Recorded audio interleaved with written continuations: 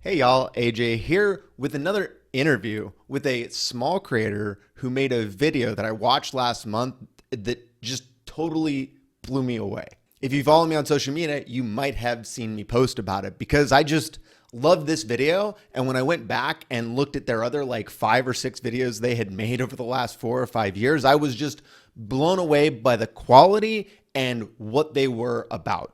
Their channel is Philosofree, and they go by the name Chad Marx. And if you are at all paying attention to what's going on in this world, I think this conversation meets the moment of what we're talking about, because it is talking about current politics, it is talking about capitalism, it is talking about climate change, it is talking about what we do from this moment. So sit back and enjoy this interview. And once you realize how based he is, go watch his other content. So welcome. So this is Chad Marx, Chad Marx from Philosophy, the YouTube channel that and is now blowing up, right? All the people everyone is talking about it, I think, because I keep posting about it, because I've now watched your Luigi video. I've literally watched it 3 times, like all the way through. Enjoyed it every time. Like it's so good. But before I get into that, that's definitely going to be a big part of it. But you're a former professor of Yeah. ethics. That's amazing. Can you talk about that? I'm so curious. Absolutely. Technically an adjunct professor, like I don't have a PhD, I just have 2 masters, so it's like slightly different. People sometimes get touchy about that, but whatever. Yeah, I was in the classroom for 9 years. I taught at a bunch of schools in California and in Florida, where I got my grad degree. Um, and it wasn't ethics, it was just philosophy in general. And so I taught, intro to philosophy, ethics, environmental ethics, philosophy and religion, all kinds of stuff like that. um, but my master's thesis in philosophy was on ethics, so I feel very comfortable calling myself a professor of ethics. Yeah, it's like one of my philosophical specializations. Were you so did you go into college with the expectation of doing ethics, or sorry, of doing philosophy, or was this something you found later? It was something I Uh, found later. I actually studied marine biology at first, and I read a book, The Art of Zen and the Art of Motorcycle Maintenance, and it like changed the way I viewed academia, basically, and was like, oh, philosophy is like this sort of umbrella thing that covers anything, everything. And I was just getting woken up to like anti-capitalist stuff and all that sort of stuff in college, and so I was like, I want to do more philosophy stuff. Yeah. So I studied ethics as an undergrad, but then when I went into grad school, I dove really deep into Chinese philosophy as well. Yeah. Yeah. That's amazing. I just finished, so probably 3 or 4 months ago, I finished reading Zen and the Art of Motorcycle Oh, Maintenance. And that's very funny. Yeah. That's a great yeah, book. well, also coincidental that has not come up in our conversation until this point. But, Yeah.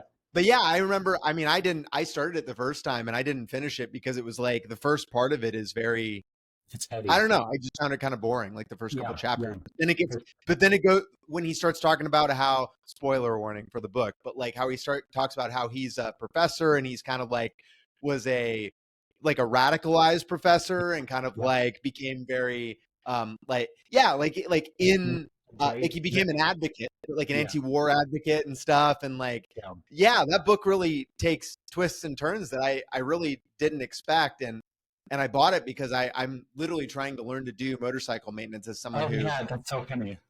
yeah, I have ADHD and I've found like my attention span, like I find it to be a frustrating experience, but it has taught me like through it is like to be more analytical and to be more like, I write things down as I go, what Sure. parts Yeah. I'm using, and like I lay things out the way he kind of talks about it. But the book itself is about, yeah, it's about like Eastern philosophy. I mean, it's very Yeah. much about Buddhism and like totally different. It is very like, I found myself in reading it, like having massive epiphanies about capitalism and Marxism and Yeah. like, yeah, and just things I That was totally didn't one of the expect. steps in my radicalization was reading that book. Yeah. Yeah. And that's how I got directed into philosophy. Yeah. Did anybody recommend that book to you, or how did you even come I don't onto think, it? honestly, I don't even remember. This was like more than 20 years ago, so I'm not sure. Yeah, it's a good Have you question. ever ridden a motorcycle before? Yeah, one of my best friends actually rides motorcycles all the time, and so he taught me before I went to Florida for grad school, just really briefly. And then I spent a bunch of time in Florida. I like never had a car, so I drove a scooter around all the time, which is not quite the same, but the same like sort of vibe, right? So I would feel comfortable on a bike, I think, but it's been a long time. Yeah. I think it's valid. I think scooters are totally valid. I would give you the Okay. motorcycle peace sign. Right, for You sure. know, I like would I give would it a definitely. raise with the motorcycles for sure. Yeah. Anyway, not in four wheels. You know, Yeah, were you exactly. doing lane splitting and stuff in Florida, or did you kind of stick to the traffic I was laws? on I was like a little college town, so like it wasn't ever like through traffic or anything. It was just little side streets and kind of just cruising in the bike lane on the highways and stuff. Yeah, yeah. Not to be too personal, but you don't live in Florida anymore. Do you No, find no. Correct. Yeah, I just went there. I went there for grad school. I did got my master's in biology in Florida, and then came back to the West Coast. Yeah, so now I'm in Portland. Florida seems crazy? Like I don't It's know. Like crazy. do you Yeah, feel like it's a different place? Like does it feel very 100%. different? 100%. Okay. The people there are all terrible too. It's like people are. I mean, obviously there's good people, but it's like there's just. I got scammed so many times in Florida. Everyone's just an asshole. Like it's a weird place. It's very different than the rest of the U.S. Very Wild West, like very Yeah, like yeah. do you watch Metalocalypse at all? No. Okay. Then anyway, Metalocalypse, there's a specific episode where one of the main characters becomes the governor of Florida, and it's like Landslide right in victory. Nathan Explosion is the governor of Florida. I swear to God, the f out of this piece of state. Now let me hear your guns.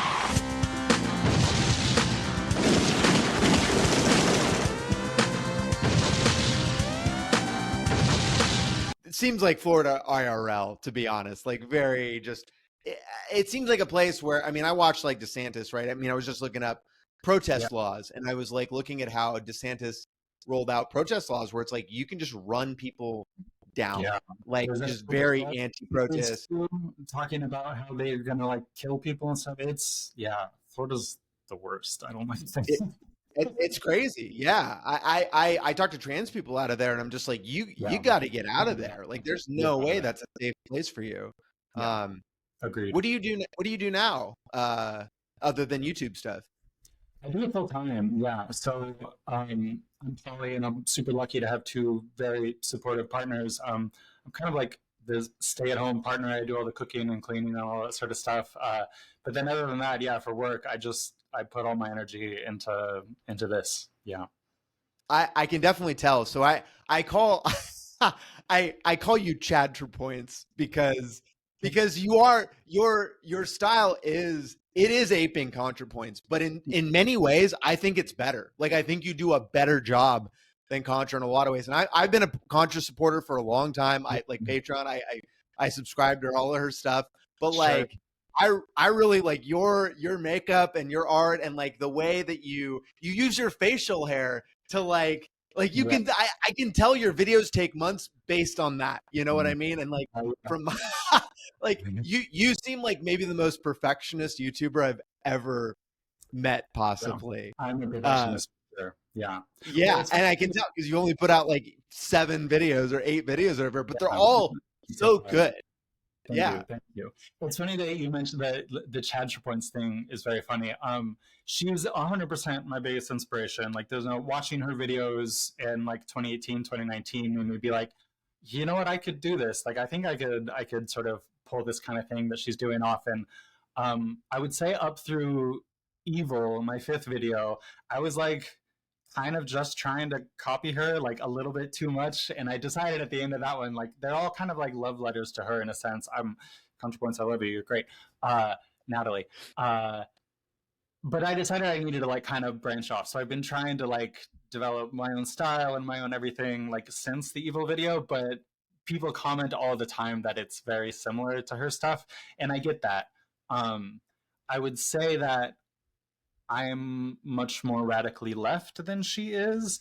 Yeah. Like she definitely pulled me to the left on like trans rights and all that sort of stuff. 6 or 7 years ago it was a different world, right? Um, but I try really hard to be as pro-communist, anti-capitalist, pro-revolution as I can. Yeah, yeah. Yeah, she's definitely, and to be honest, the people kind of shitting on her, and I say that like it is new to me, but like she is kind of a dem sock, you know, and I think that Literally is not in the most recent video. Yeah, which is like, yeah, fine. There's room for everyone in, you know, the revolution, but yeah, but I'm as far left as left goes. Yeah. yeah, exactly, and that's what I found to be very attractive about your content is it's just it's exactly where I'm at. You know, it's like okay, yeah, let's do this. Right. Um, you're- Like I think that kind of, you know, see how you made this like hard shift to the left too, and I fucking love it, which is why it's yeah, like oh, we're doing this. No, we're all the way over now. Right. Yeah, for sure, and I think I think it's valuable, right, to be able to open up and say, and like you said, like Natalie is totally in my cookout. You know, I don't care. Like that's I'm worried about. I'm looking at Proud Boys like, hey, you can be on my team. You know, if you're ready to like make some real change. You know, that's the thing, right? Like fuck the culture war. It's the class war. It's like we're all the proletariat. Like we're all on the same side. Yeah, and we'll get to later with your climate issues because I think that really is the core of it is like people who understand the climate and where we're at is like we don't have time. We're on for we gotta make friends real quick and like make some changes. But your structure and editing is insane. How do you? I just have to ask like how do you manage all of this in like a creative way? Are you in like Apple Notes the way that I am, or are you doing this in like? Do you have better tools? So I come at it from the lens of like an academic, and because like that's my strong suit. Like I've been in academia like my whole adult life or whatever, you know, up until the past few years. And so everything is just structured on the essay. Like I write the essay, that's like the hardest part. I spend the most time just like trying to make a cohesive argument from, you know, point A to point B. And that just becomes the skeleton, and everything from that is relatively easy. It's time consuming, and you know, it's just like growing it all up from that base or whatever. But the clarity of my message, not to toot my own horn, just comes from the fact that as an academic philosopher, your only job, your whole job, is to tell a compelling story in your words, and so you have to be able to like just structure an argument so that you're meeting someone where they are, and then you're walking them through each of the steps to get to the conclusion that you're doing. And I don't have to like. I work really hard to improve my writing. It's like the hardest part to improve on my own. But I have a really strong base having such a long time in academic philosophy. Yeah. Yeah, it's amazing. I mean, I'm just like I'm awed by it again, like because we'll get into the Luigi video here quickly, but like that, you know, getting people to like on board, like again, taking people from I do not agree with murder and in any context, right, and then like no, it's actually cool and okay, like that's a big gap to take people through, you know, and the way you structure it, I think is super awesome, and I think that's why I find your videos so compelling is like for me I'm totally on the same level of like trying to meet people where they're at and raise them up, and it is really difficult because a lot of people, especially when you come to the context of philosophy, is like I had a public school education and I sucked at college, so I quit it, you know, and like so coming to philosophy so much later in life. I mean, literally my 30s, like never really being exposed to it, and then finding and like getting it through debate bro like kind of culture, but then finding like them to be realizing I needed to evolve past that is like I just really appreciate it because it is so important to have it to be clear because I just so many conversations make it's easy to lose people in it, you know, and especially when you're talking about leftism and communism and you're getting into like real structural change, like it's people are so used to the status quo and scared of anything outside of that, and so you really do need to handhold them through those phases, and you do such a great job too. Like it's you're butting up against decades of propaganda. Like everyone has just been fed the propaganda of like capitalism is the only system that works, or communism is good on paper but it never does. Like it's just the same tired bullshit. That's so yeah, it makes the clarity of message that much more important. It makes meeting people where they're at that much more important. Yeah. Yeah. The So only so way. let's go into your Luigi video. So Yeah. the video you made, which has been blowing up, and I'm so excited because yeah, when I saw this video, you were at like 8,000 subscribers or some shit, or maybe 5,000, you know, and it was like sub 30,000 views. And I watched it and I was like, what the fuck? How is this? How is any of this? These fucking billionaires, they need to be put down, you know, like fucking rabid dogs. They're like rabid with fucking greed. In some dark corners, this killer is being hailed as a hero. Free Luigi! Hello, I'm Chad Marx. In this video, I'm going to give you the ethical defense of the assassination of Brian Thompson, rest in piss. As a former professor of ethics, I can explain why this murder was not only ethical, but a harbinger of revolution, a beacon of hope amidst the apocalypse and a clarion call to action. The old world is dying, and the new struggles to be born. Now is the time of monsters.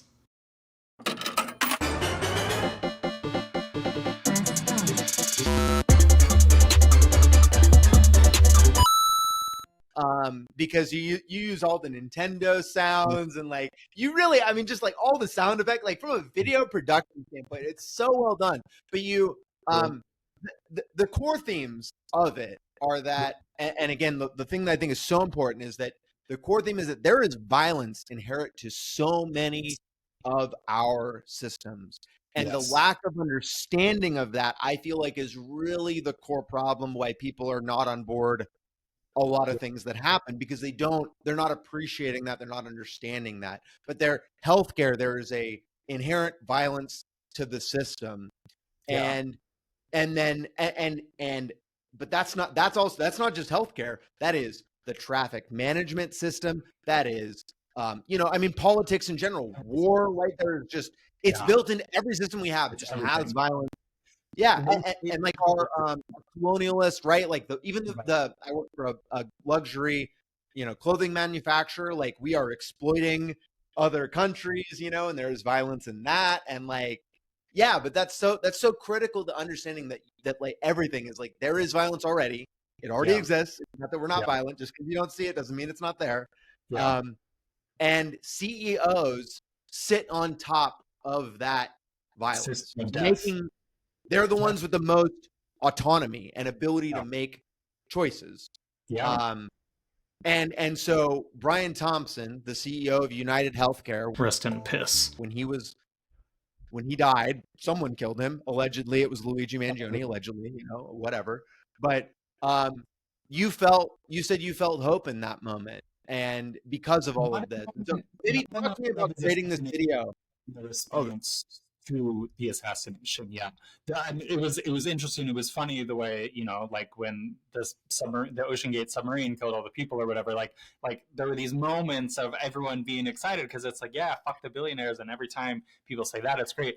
But the overwhelmingly positive response to like not everyone, but so many people supporting the assassin and not the assassinated, that's what gave me hope. And that was why I felt honestly compelled to like do the video. I had another one like in the works already, and I was like, no, I'm gonna just do this Luigi one ASAP, because I felt for the first time ever, like, I talk about this in the video, but like it was the first time that I started to really feel political hope, because the sense was this like growing class consciousness, this growing class consolidation, which for my money's worth seems like the only possible way out of all the problems that we have right now. So yeah, ultimately it is a message of hope. That's what I think the video is ultimately about. Yeah. You start it by talking about Osama bin Laden, which is like, obviously that's like America's number one, right? And I watched your video, blown away, and then I immediately sent it to my partner, who I feel so fortunate that I can talk to like all of this stuff about. But she's a military veteran. Like she was in Iraq. Like she was there. She's about the same age as me. She's like 38.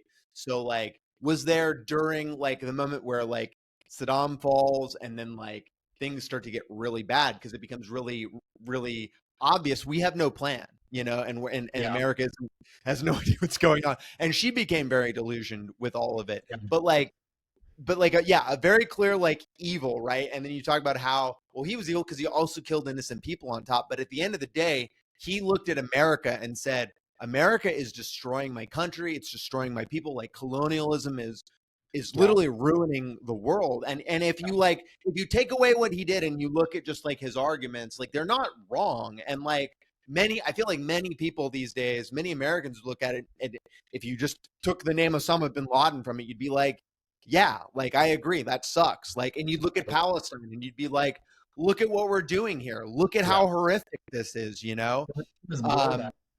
Like we did all these bad things, and then like we're just intervening in all these places, and eventually the violence comes back to us. And not just to defend it or to justify it in any way, but it's like cause and effect, man. Like we meddle everywhere, and eventually people are going to be like, fuck this, and fight back. And that's what happened. Yeah. Well, and you in your video, you put it in context, right? Because we do look at Osama bin Laden as a horrific person, as a terrorist who killed innocent people. Yeah. I mean, it's not. Yeah, we can all say killing innocent people is really bad, but then you like, let's look at you. Let's look at Brian Thompson. You know. You know what I was going to say, and because that highlights the difference, right? Like Osama bin Laden was still a terrorist, but at least he had motivations that we can like understand. We might not agree with them. We might think that he was, you know, doing all kinds of bad stuff, and he was, but he thought of himself as a freedom fighter, and he was doing the things that he was doing because he thought it was justice. And it's just totally different when you look at the CEOs that do all the terrible, awful shit that they do. Like, it's just for money. It's just for like their own personal gain. And when you look at the numbers, like it's napkin math for sure, what I talk about in the video, but like 68,000 people die every year because we're the only developed nation without universal health care.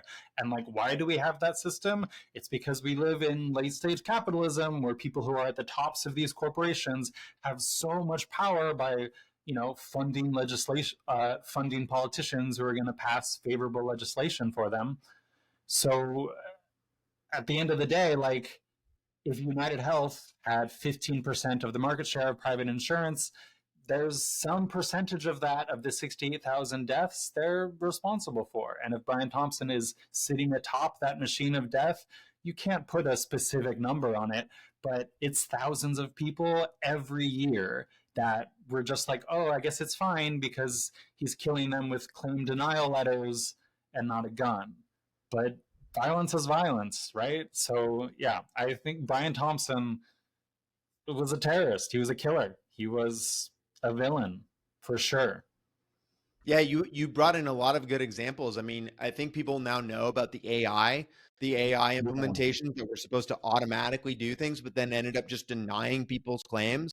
And I mean, I've had a handful of like medical issues. Like I recently fucked up my hand and I had to go to the ER, but like I've now got a giant like $2,000 bill or whatever. And I have no idea if my healthcare has managed it at all, but like, that's such a tiny thing where I'm like, I think my insurance is taking care of it. Maybe it hasn't, maybe they rejected it. I have no idea, but like the one of the things someone told me that made me kind of think about healthcare differently was that like between being born and dying, you're going to have medical problems that require everyone has medical problems where they need to interact with the system, and the system is not good. It's not created well. It's expensive. It's if you don't have insurance, right? Which is like people who don't have a job. I mean, the only reason I have insurance is because I have a fucking job, you know, fortunately. And I thinking about going as an independent creator, like that is one of the things that has stopped me basically every time is the like, well, what am I going to do about fucking health insurance? And like, how much is that? Well,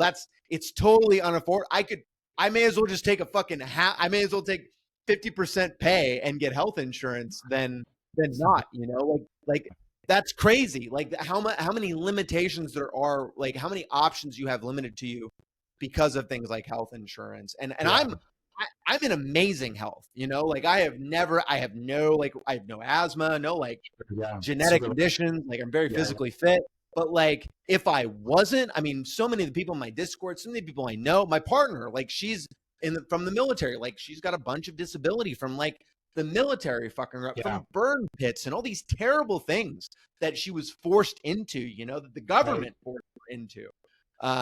Yeah, like it's such a critical, like health is such a critical thing, and to have it to be profit motivated and to have all these just thousands of horrific examples every fucking year. How can we possibly look at that guy and for no purpose, right? Like there's no purpose for private health insurance to exist except to extract money from people. It's insane that it's become normalized and that it has such power and that it literally leads to 68,000 people dying every year. Like it's crazy that, I mean, it's not that crazy though. I mean, if you think about it in terms of capitalism, like this is what late stage capitalism does. Like everything gets privatized, and then the people that have more power just keep getting more and more power, and they become better at extracting every last dollar from us in whatever way they can. It's the end point of late stage capitalism. Yeah. And I'm looking at this government and I'm realizing, you know, they're destroying all the federal protections. They're destroying all of our systems designed to like control all of these private. I mean, it really feels like we're going into like, you know, we're already in cyberpunk dystopia, but it's like, it's accelerating with everything that's happening now. And I was going to explain the rest of like the basics of the argument that I was making throughout the video. So if we're calling Brian Thompson a villain, right, then the media, and this was the first thing that really caught my attention and really boiled my blood during when the assassination happened or whatever, was that this assassin was immediately branded as a terrorist, and it just felt like the most knee-jerk, obvious capital response to the whole situation. Like this CEO who's in essence like a king or a lord or like a regent or something of the feudalism times, they can't be killed. You can't do any violence towards them. If you even think about like acting towards these people who are up at the very top, that's when you're going to get the full. So calling Luigi a terrorist when all this stuff came out, allegedly, of course, it just drove me crazy because it's like, no, he's the counter-terrorist. Like, Thompson was the terrorist. And if the state won't do anything to stop these terrorists at the top from killing thousands of people, ruining countless lives, et cetera, then that's the time when a vigilante comes in and gets it done. And that's how I think he should be classified. And I think, honestly, in the long run, that's how people will see it. The capital class, will keep pushing against it, and who knows what's going to happen with his trial. But in my mind, he is definitively a counter-terrorist, a self-sacrificing counter-terrorist. Yeah. You do such a great job in your video of analogizing. I think that's one of my favorite parts about, and what I think makes your videos very accessible, is you use pop culture references, and we'll get to one later. Yeah, and you, I mean, I can tell you're like, you pay attention and you're into these things. Yeah. For sure. And that's awesome, right? You relate him to Luke Skywalker, and you relate him to saying like, hey, he blew up the Death Star, and that killed lots and lots of people on the Death Star, right? Yeah, right. Like the janitors and the cooks and whoever else was on there, but he's still the hero because he did it for these amazingly selfless reasons. And that's what fucking this assassin did, right? That's what the assassin did. Yeah. So the video that I will probably not get to making, but I figured I would just talk to you about is that Elon Musk one. Yeah. So the thing that I've been working on and that I did a bunch of research on, and I posted a small short about, which is that a guy up north of me named Jeffrey Neeson was hit and killed by a Tesla. And I did a FOIA request, and I pulled it and I found the video. And like, basically the story is some older guy was driving his fucking Tesla, and he was literally like staring at his phone while he's driving. And he admits it to the cops. It's like, I was just looking at my phone.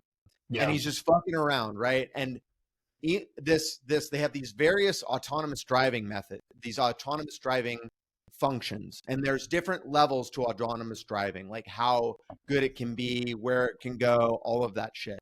Right. And Tesla over time has in like I think it was 2016 or 2018, they went away. They used to have a third-party company that was managing their self-driving technology, and then they went away from it. They said, we don't want to work with you anymore. And it was under the guise of like rolling their own shit. But you realize very quickly through reading articles and like the details, it was because the third party company was like, yo, we need to focus on safety. We can't be killing people when we do this. And it was very much like Tesla wanted to go, we're going to roll our own thing because they want to worry a lot less about safety and just kind of focus on making the driving functionality better. Yeah. And that's what happened. So they get away from things like using technology like LiDAR, which is a very heavy system. It's like a secondary system that you could integrate, and instead doubling down on cameras, whatever the fuck that means. Basically, like, we're not going to do that other shit. We're just going to make this better. And the end result is that many like motorcycle riders are hit and killed from behind by Teslas who just simply do not detect them for whatever reason. Yeah. And Jeffrey Neeson, like this one was different. This one was slightly different where basically, I mean, this is like 10 miles an hour, bumper to bumper, stop and go traffic. You can watch it on the video on my short, but he's just sitting there, and then the car just gets super, super close. And then eventually it's like, because it has an emergency feature. It's like, hey, I'm getting really close, and it shuts off.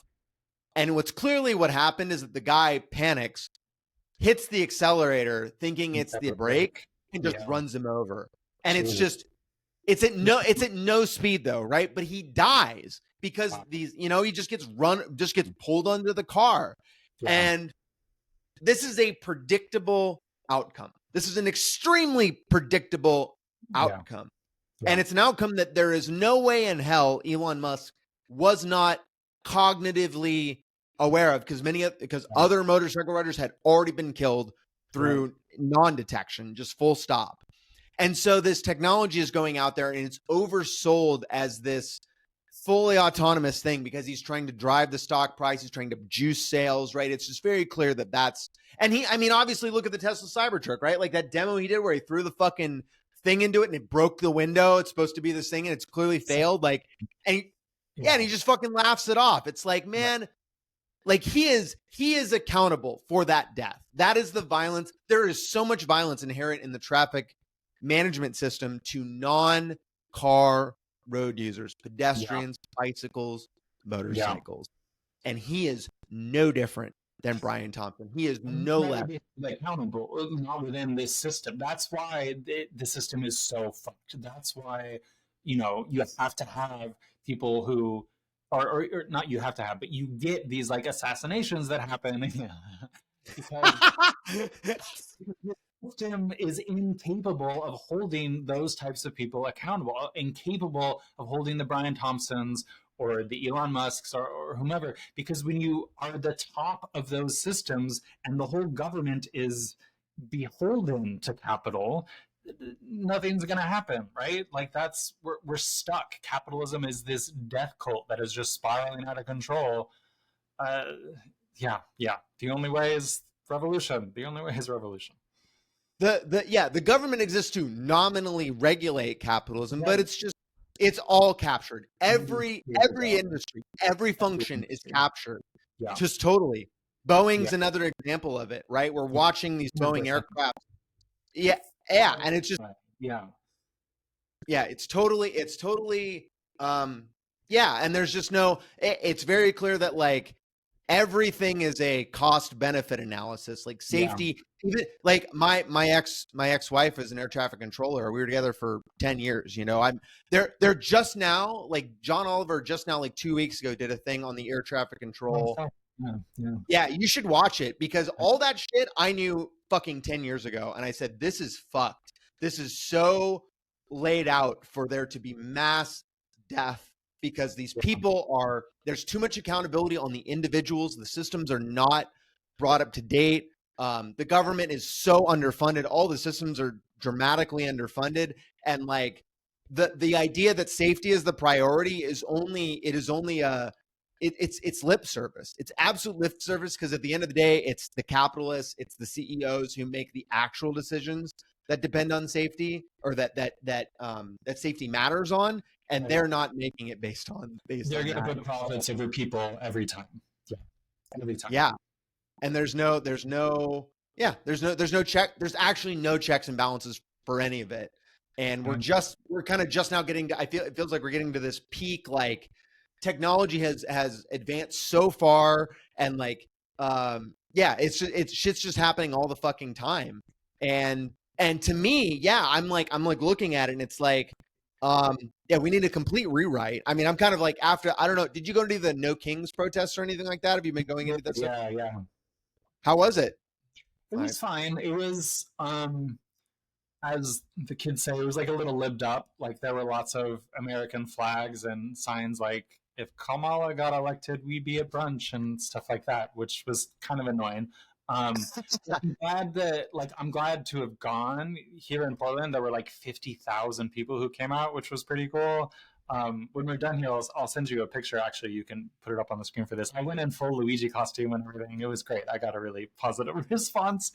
Yeah, it was okay. But it wasn't like, it was like a gentle march, you know? It wasn't like a protest.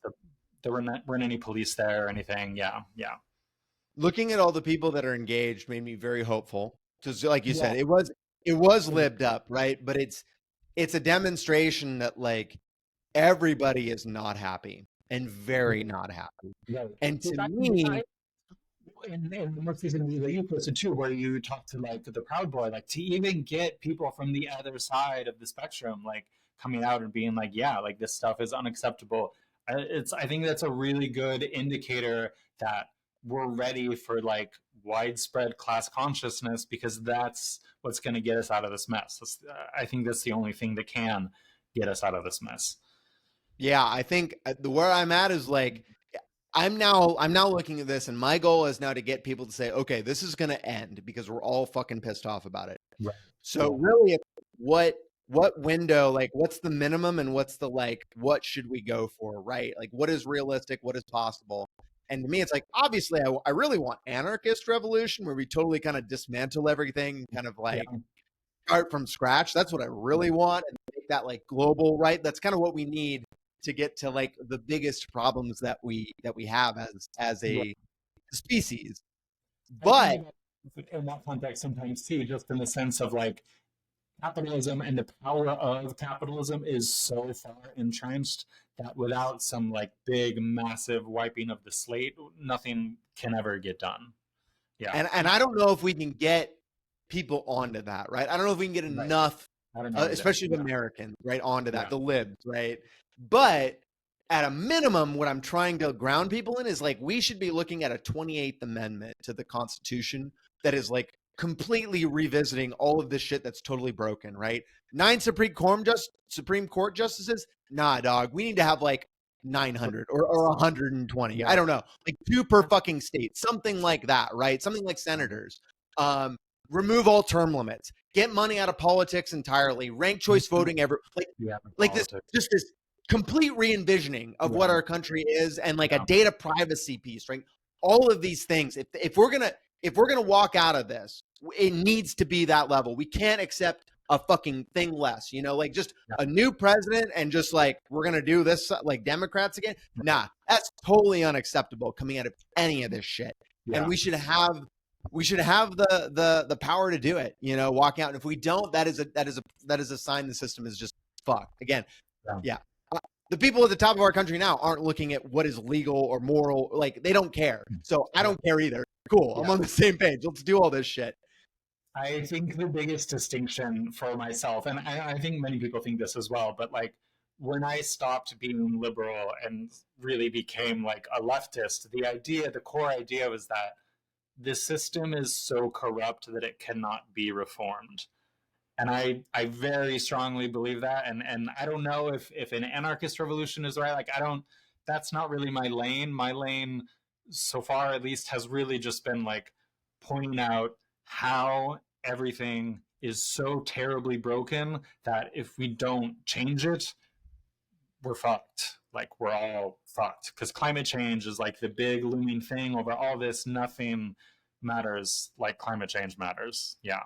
Yeah. Yeah, you said that you thought that you felt like we're losing the class war in that video. Yeah, yeah. Well, I mean, I think that's, and I'm glad that you brought that up because I wanted to mention that too. Like, this is in the idea that there's violence inherent in the system, that we've been in the class war for decades at this point, and most people just don't even realize it. Like the idea of a minimum wage not going up for decades, the idea of the wealth and wage gaps just increasing, the idea that American life expectancy is going down. Like, how insane is that, right? And that's because the people at the top are waging such an efficient, silent Cold War against all of us down at the bottom. And most people just don't realize it because they've been propagandized into thinking that capitalism is the only system that works. And the only reason you're poor and suffering now is because you're a temporarily embarrassed millionaire who just needs to pull yourself. Like, fuck all that shit, man. Like, it's all totally bullshit. Yeah. The class war is the only war that matters. Yeah. It's like I feel like it's a sense of fairness people have. And I don't know if people think they're going to be millionaires, but they feel a sense of fairness that like they personalize rather than like think about more broadly of like, these people don't apply to the same rules as you and me. So like, why are we worried about fairness in the same way? And I think you mentioned too in your video that how, and this is how I felt as well. You know, this is like the thing that gives me hope too, even though it's horrific, right? Is like the world is crumbling. Things are going to continue to get worse for everyday people. But as everyday material conditions decline, another revolutionary is born. Yeah. And that's why I made the video the way I did, with the context of all of it being like leading up to hope, because the events that were going on with United Health weren't new, they weren't novel. It wasn't like this shit hasn't been happening for like a really long time, but people's discomfort and distaste for the whole system had grown so much that you get someone assassinating the CEO in like the middle of the fucking street, like, and people are cheering for that. And that moment of sort of recognizing how much people are starting to gain class consciousness, that gives me hope, because that's the path forward. Yeah.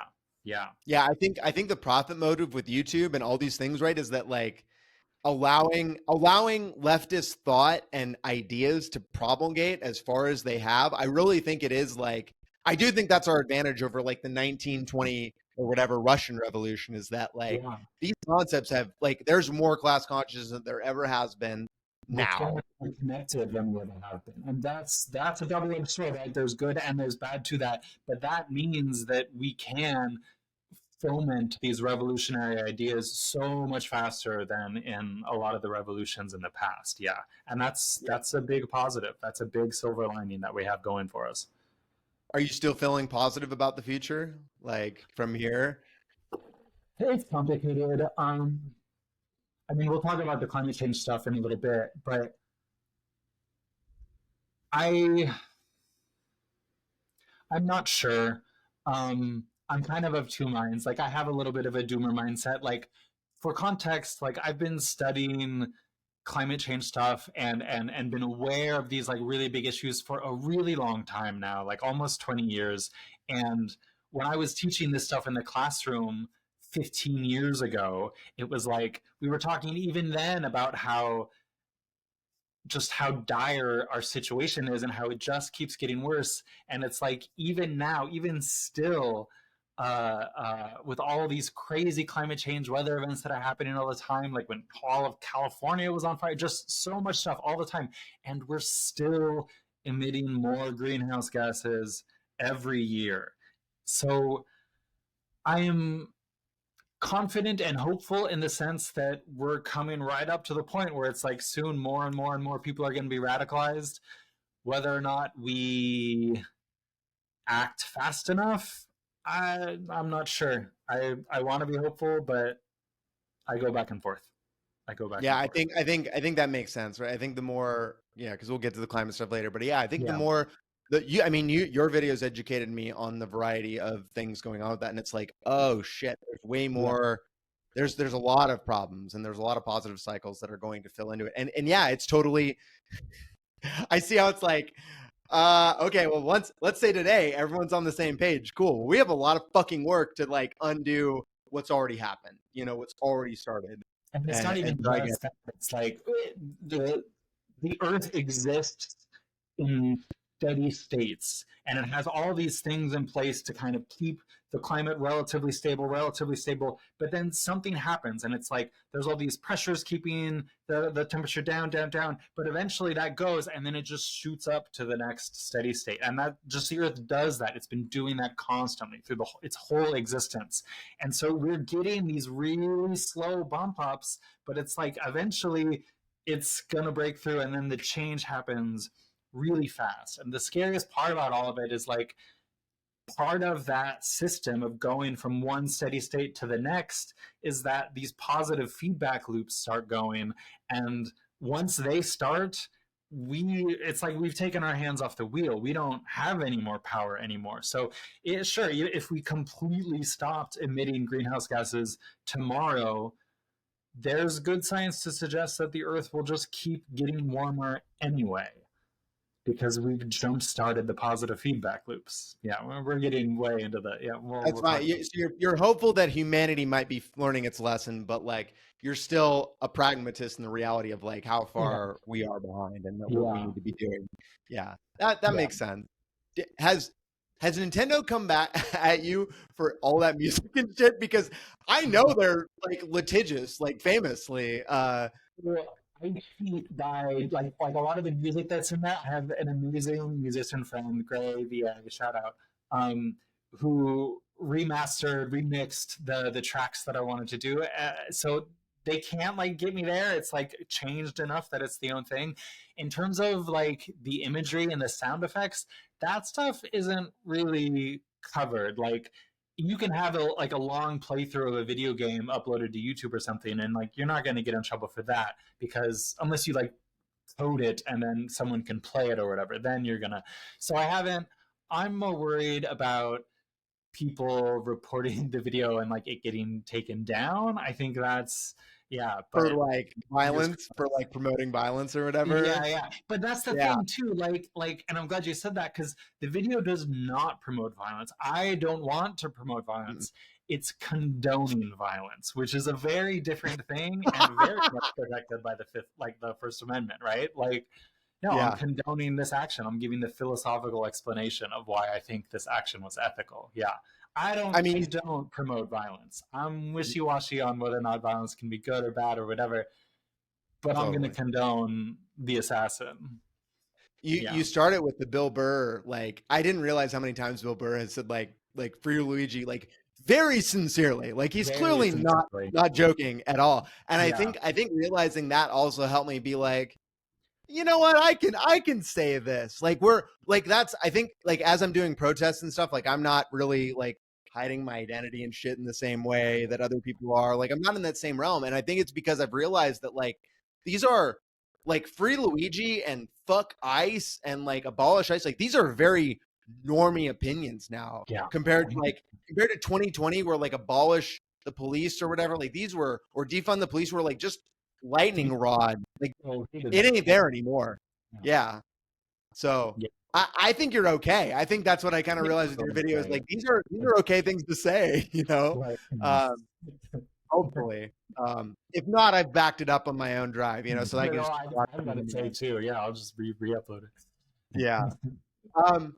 So I want to move on to your video about evil because I think it is like a precursor to this video, to the Luigi video. And what I think is great, again, especially as someone who came to philosophy later on in life and is now engaging a lot with younger people who are, I think, are more aware of some philosophical concepts, but don't actually have like the absolute like foundations. And I didn't have them until I watched your video about evil.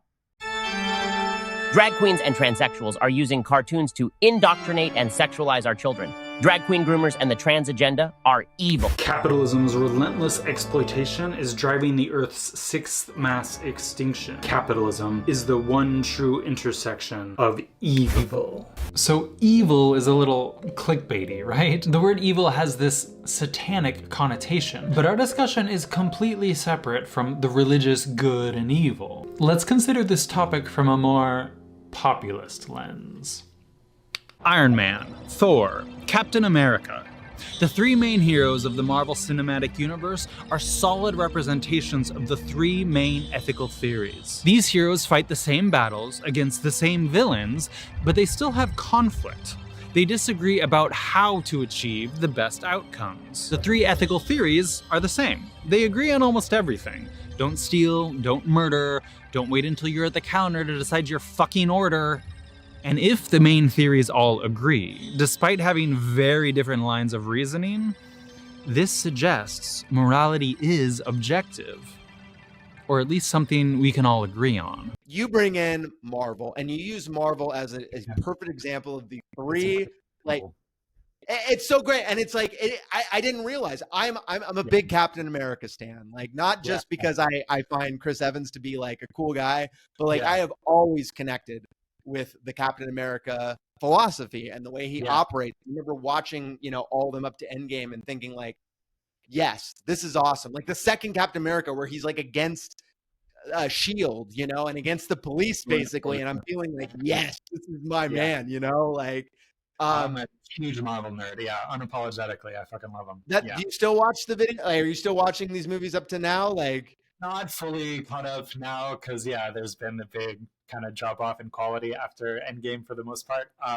I still try to like catch up on the big ones because I'm still like a little bit invested, but not nearly as much as before pre-Endgame. Can you just briefly explain the three ethical theories, moral or ethical frameworks, which is utilitarianism, deontology, and virtue ethics, right? Yeah, cool. So I didn't talk about these at all in the first script that I had for Luigi. I thought about kind of talking about them and making like a real strong ethical case for that stuff. But since I had just recently done it in the Evil video, I kind of decided against it. So let me just sort of briefly recap them. Utilitarianism is a consequentialist theory, and for those who don't know, it's essentially like a moral framework where you're focused most on the consequences. And a utilitarian specifically is like, it wants the greatest good for the greatest number of people. So any act that you're doing that gives those consequences the greatest good for the greatest amount of people, that's moral. So a really good kind of tricky example would be like, if you were going to torture a terrorist to get information out of them, the utilitarian would say yes, if the result of that is you're going to save thousands of lives in like a city because you're stopping a chemical bomb or, you know, whatever else. The utilitarian says that's okay because it's the consequences that matter most. If you're the type of person who thinks the ends justify the means, like you can do kind of shady stuff as long as you're pushing forth a good idea or a good outcome, you're probably a little bit of a utilitarian. And that's Tony Stark, right? And that's Tony Stark, who's not afraid to break the rules as long as it's going to push, you know, the Avengers forward or push his agenda forward and serve the greater good. The inverse is deontology. And when I was in undergrad, I totally was convinced I was a deontologist because deontologist's founding father, Immanuel Kant, has this really amazingly elegant piece of philosophy called the categorical imperative. And I'll get to that in a second. But it's the opposite of utilitarianism because the deontologists focus more on the intention behind the act. They say that, like, and the example that I talked about in Evil, which works perfectly for this, like, if someone gives you a really nice gift, but it's one that you already own, you're not like, oh, this is a terrible gift, like you're a bad gift giver and a bad friend. Like, no, you don't say any of that. You're like, it's the thought that counts. It's the intention behind it, even if there wasn't any kind of like good consequence that came from it.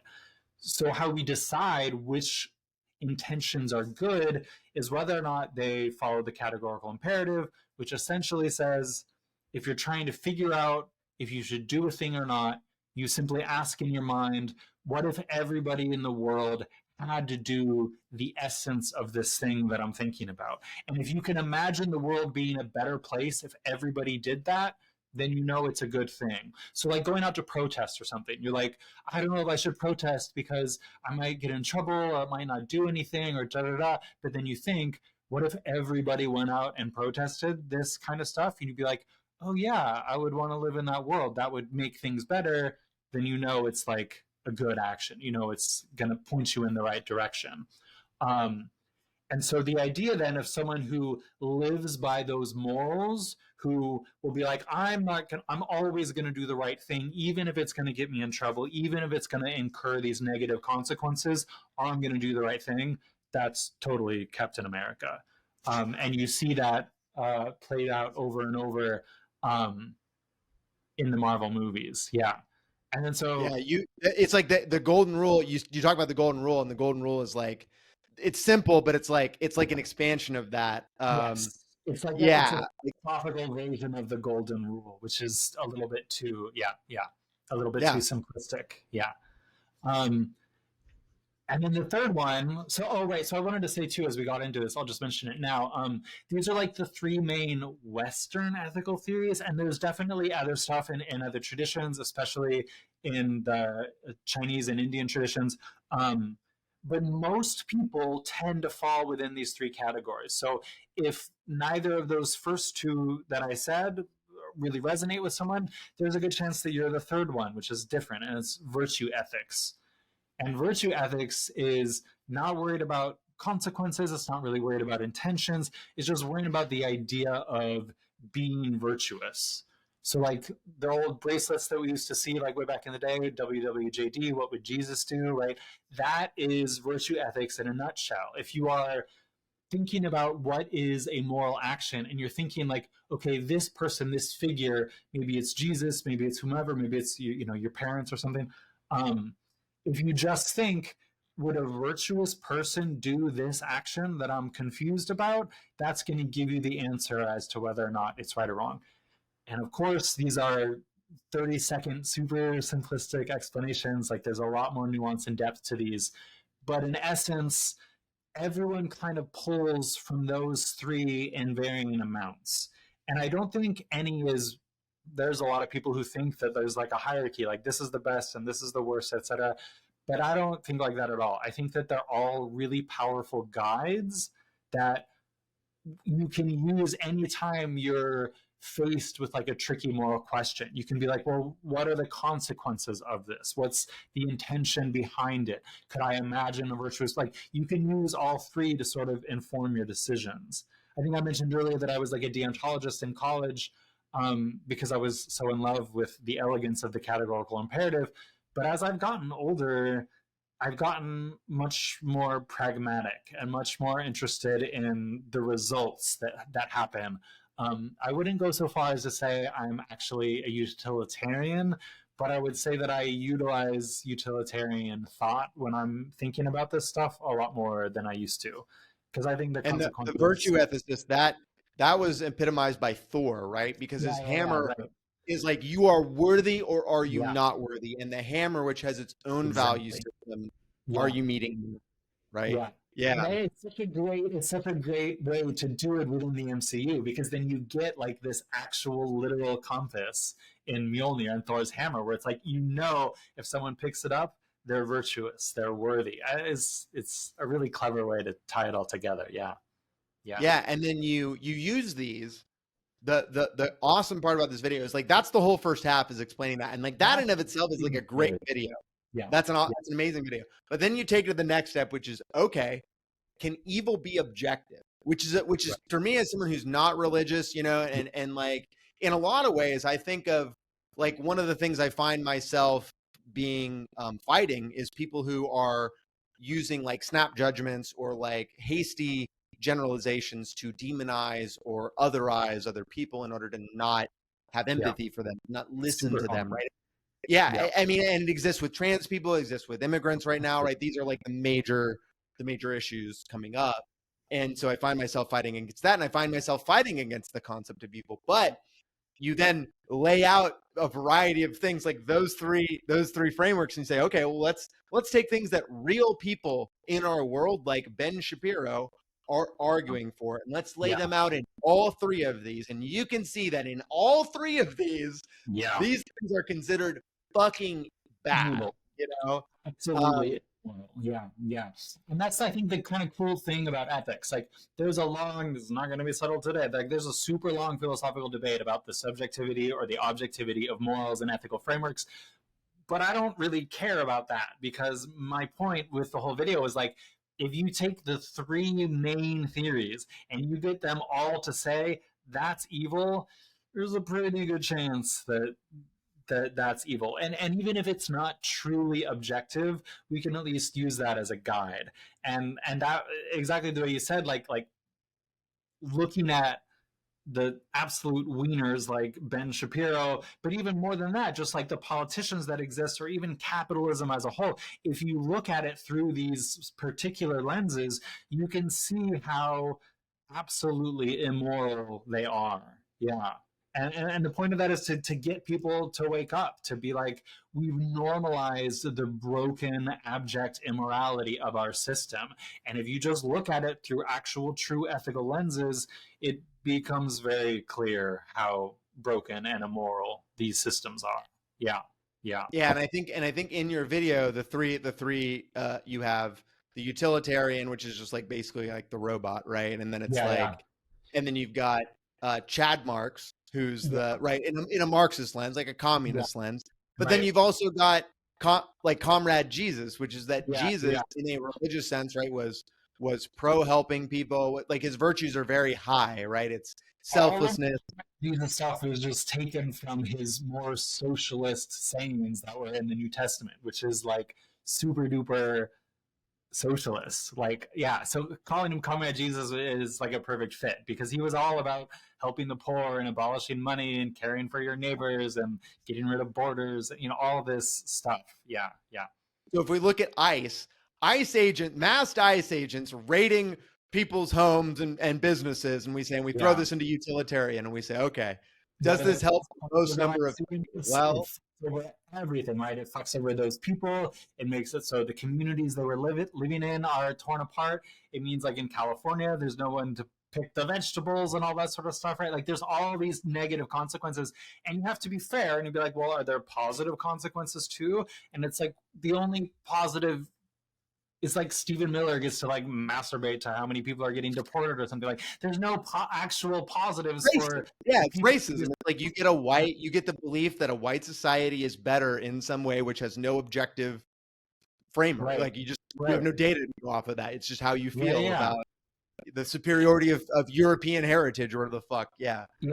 So then we would do the same thing with deontology. We would be like, okay, well, like, what's the intention behind all these deportations? Like, what's the purpose? What's the maxim of these actions? And it's to create a white ethno-state? Like, no, if everybody did that, that would be a terrible world to live in. Are you kidding me? Like, that's a super easy, absolutely immoral. And then the virtue ethics one is also like super simple. Like, would a virtuous person round up all the non-white people in a community and kick them out? Like, would Jesus tell you to round up all the neighbors that don't look like you and kick them out? Get the fuck out of here with that. There's no way. So in that sense, you can use the three theories to look at any tricky, like ICE deportations are tricky, but any moral quandary, and it'll give you a sense of what the objectivity of it is. I think that is important, because I think it's what a lot of people are missing. Like there's intuition to all of these things, that these things are bad, but like I can tell you from going out to so many of these protests and like having reporters come into my mouth and be like, yo, why are you here? What makes you so angry? And the intuition is like, what do you fucking mean, man? It's like, what do you mean? Why am I angry? Why are you asking me? What the fuck is there not to be angry about? But like, truly, we live in a system that is where you have to ground things in some sort of objectiveness for a more generalized audience of people who aren't thinking that deeply about it, or don't have these frameworks, intuitively in them. They're kind of going off of, historical, how they felt, how they were raised, things like that. And I find that grounding them in these moral frameworks is so helpful for my own confidence, you know, for Yeah. being able to look at things and say, no, I can actually fight as hard as fucking possible. And all I really have to worry about is someone going to come arrest me at the end of the day? Because if the answer is no, then I'm doing the right thing and I don't give a fucking shit, you know? Yeah. And that's critical. I feel like that's critical in this moment to have that moral clarity, because let me just say real quick too, like the way that you said that is like, that's exactly why I wanted to make that video the way that I made it. Like, I'm not, most people will get bored by the idea of like an academic lecture on ethics and morality and all that sort of stuff. And it's not for just like the pontification of being in your white tower. Like, no. The idea of talking about that stuff and giving people those frameworks is, regardless of if you are a utilitarian, deontologist, or virtue ethicist, it doesn't matter. The more you develop that moral clarity, like you said, the more you personally can get a better sense of like, I know that that's wrong, but if I know why that's wrong, that allows me to have more conviction in that belief. That allows me to convince other people that it's wrong. It allows you to just sort of grow the kind of consciousness that's needed to make change. Yeah, and so that's why I included those theories. one of the things I think you said in one of your videos is how when somebody sacrifices for something, when it is visible that someone believes something is taking something away, like maybe in my case, right, I'm risking being arrested or whatever, right? They see that and they say, bullets or whatever. yeah, they see that, but they see that as like a sign that is worth, that there is more there, right? And I am running into these people at these protests I'm finding my biggest opponent is the camera.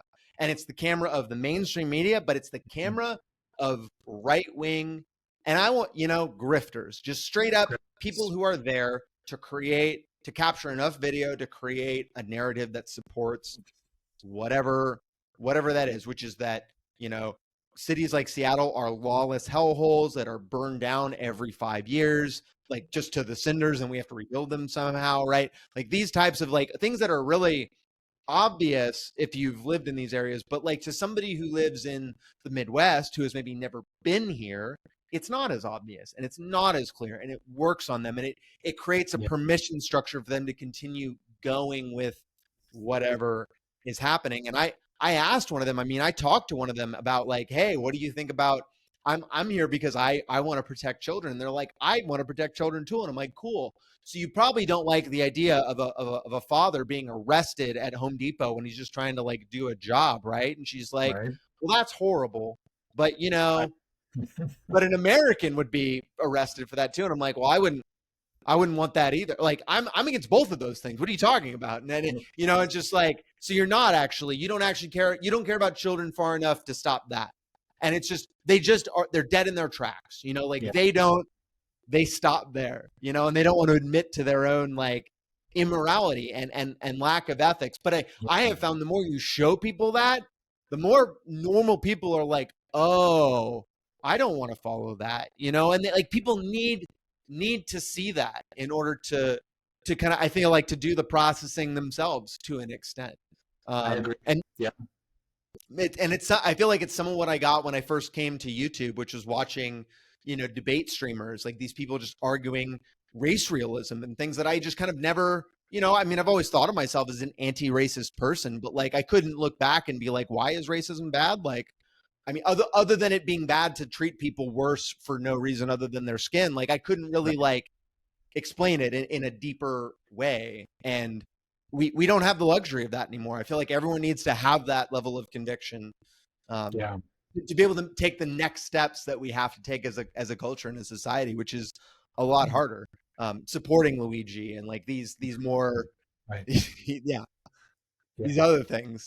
I'm biased because I was like a professor for so long, but it feels to me like education is the only way out of this, and it's really tough because, like you said, like people get stuck where they're at and not thinking about like the ethics or the morality of all this sort of stuff. And it's because like, why would they? They're like, no one in their community is doing that, no one in the media that they're watching is doing that, etc. Like the problem with late stage capitalism is that everything just becomes a grift. Like everything is about tricking people and stealing money from them in one form or another, extracting their surplus value, etc. Yeah, yeah, And you basically lay out that like the core of evil, like in your video, is like in the video. capitalism is the core because it's all about profit, right? And there's no Yeah. like profit.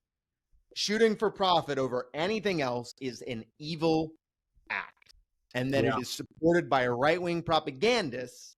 Yes. And that is supported by, and then that who then support right-wing politicians doing whatever they want. Yeah, and I would say that, like, I honestly think of the propagandists as the ones who are like the most evil. Like, the politicians are very close, like a neck and neck second place.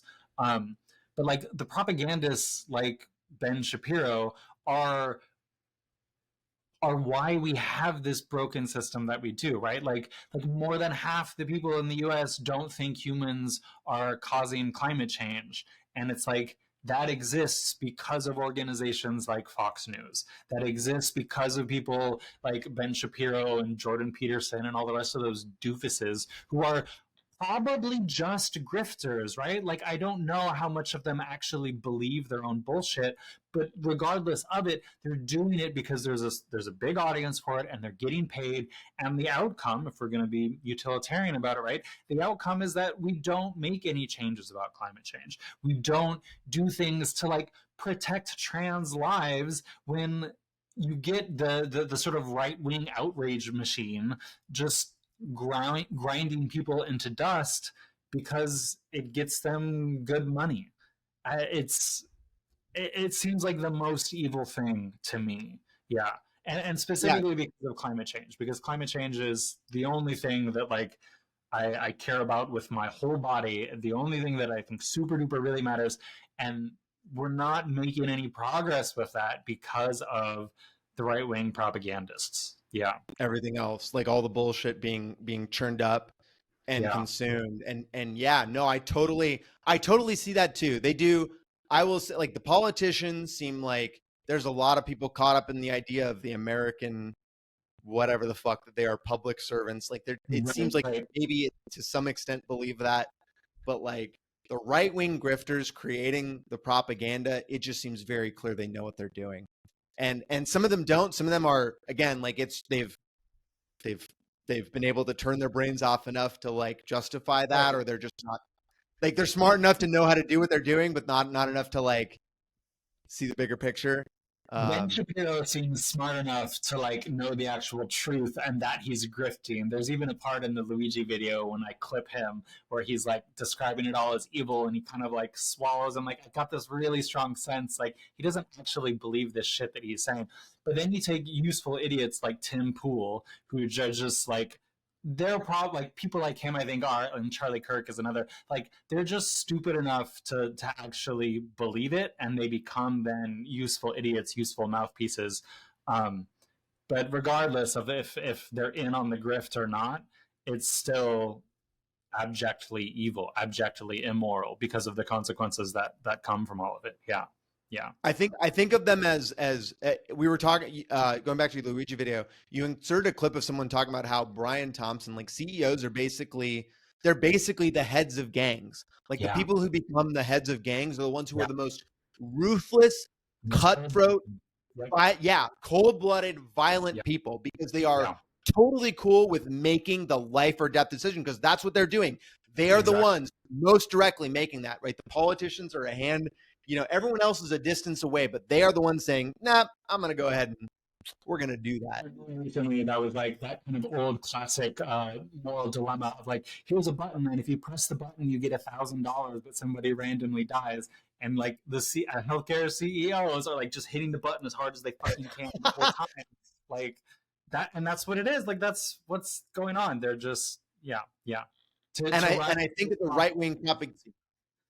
think that the right-wing propagandists, so those are the generals, right? Those are the people at the top making the like strategic decisions. And I think of the right-wing propagandists as the foot soldiers, the people that I'm seeing in the streets who are there specifically to record explicit spectacle, because I've been recorded by these people. I've had them record I've shown them my fucking motorcycle. I've shown them, I'm like, mask off. I'm like, this is my fucking full name.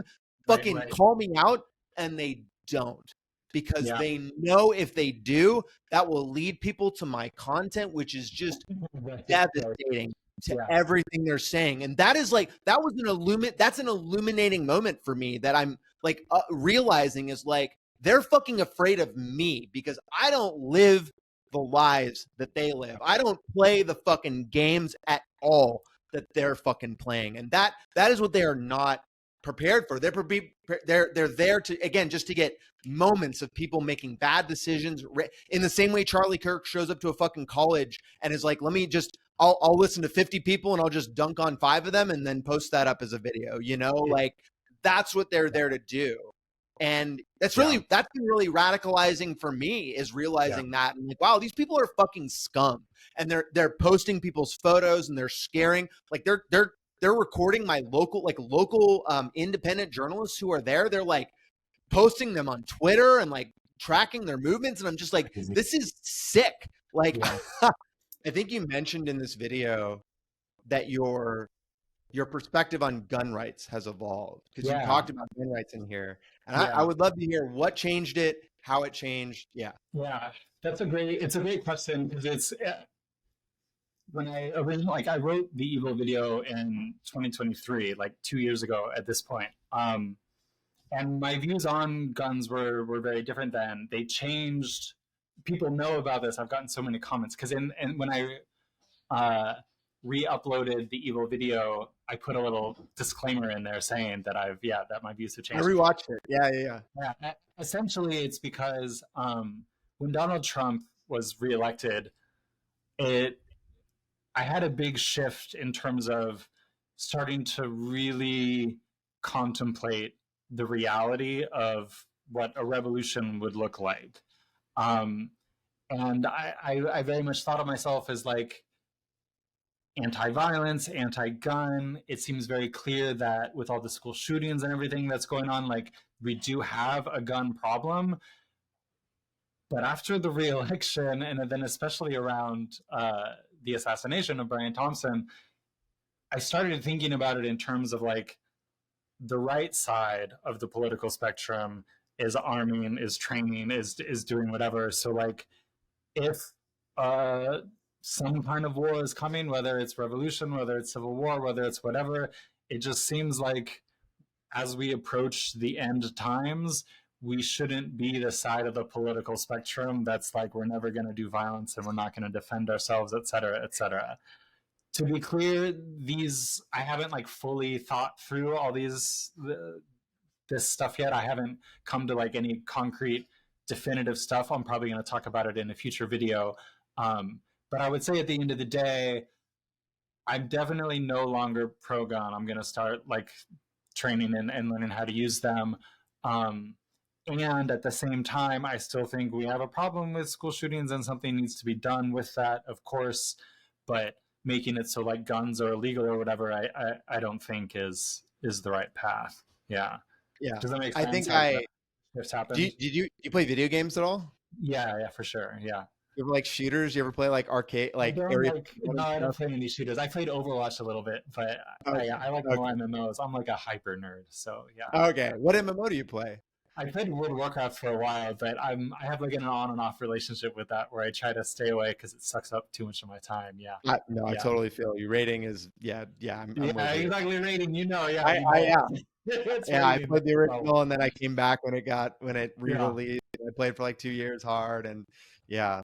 The way I think about guns, and again, maybe you've never heard this before, but I think about it as like guns are just very American, and it's like it's an aspect of American culture. And so to not understand firearms and to not be engaged in them, and it's kind of like not understanding cars. It's like it's just ingrained in our society and culture, and it's not going away anytime soon. And so not having a good foundational understanding of like safety and usage is kind of like, it's kind of hindering you. Not just completely outside of like the total like revolutionary like reality that we might run into, but like they're just you might find one at some point, you might need to use one at some point. Like it's good to know those things, and to see them as a tool, and realize that like we do have a lot of problems with we have massive problems with gun violence, but in the same way that like mental health is also like it's caused by capitalism, and it's caused by trauma, and it's caused by all these other things that have nothing to do with the individual per se. Like, that's how I see guns, is like all the problems we have with guns are like around the fact that we fetishize them, and around the desire for people to create an impact because of them, and like those. And how it is for like people who shouldn't have them to get them, that might be a possible way to fix things too. But like, I don't consider myself like an expert on this in any way. I'm grateful to have the opportunity to talk about it, because I got lots of, before the evil video got taken down and I put it up, I was starting to get comments on it being like, you're like pro-violence in the Luigi video, but then here you're anti-gun. Like, how do you kind of reconcile those things? And it's a work in progress. I'm still not sure. Yeah, we can all evolve. No, it totally makes it. I mean, yeah.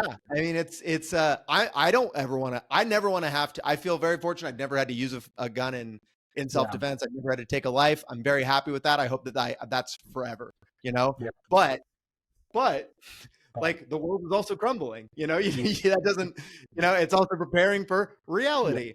It's the crumbling world that makes me that's bolstered my resolve into learning how to use them. Yeah, which is on the program. Yeah, that's coming. Did you say that you had say that you had a religious upbringing, like a fundamentalist religious upbringing? Yeah. You had a bunch of religious quotes, and I'm trying to now collect religious quotes to like counter religious people, because I'm realizing how effective and important that is.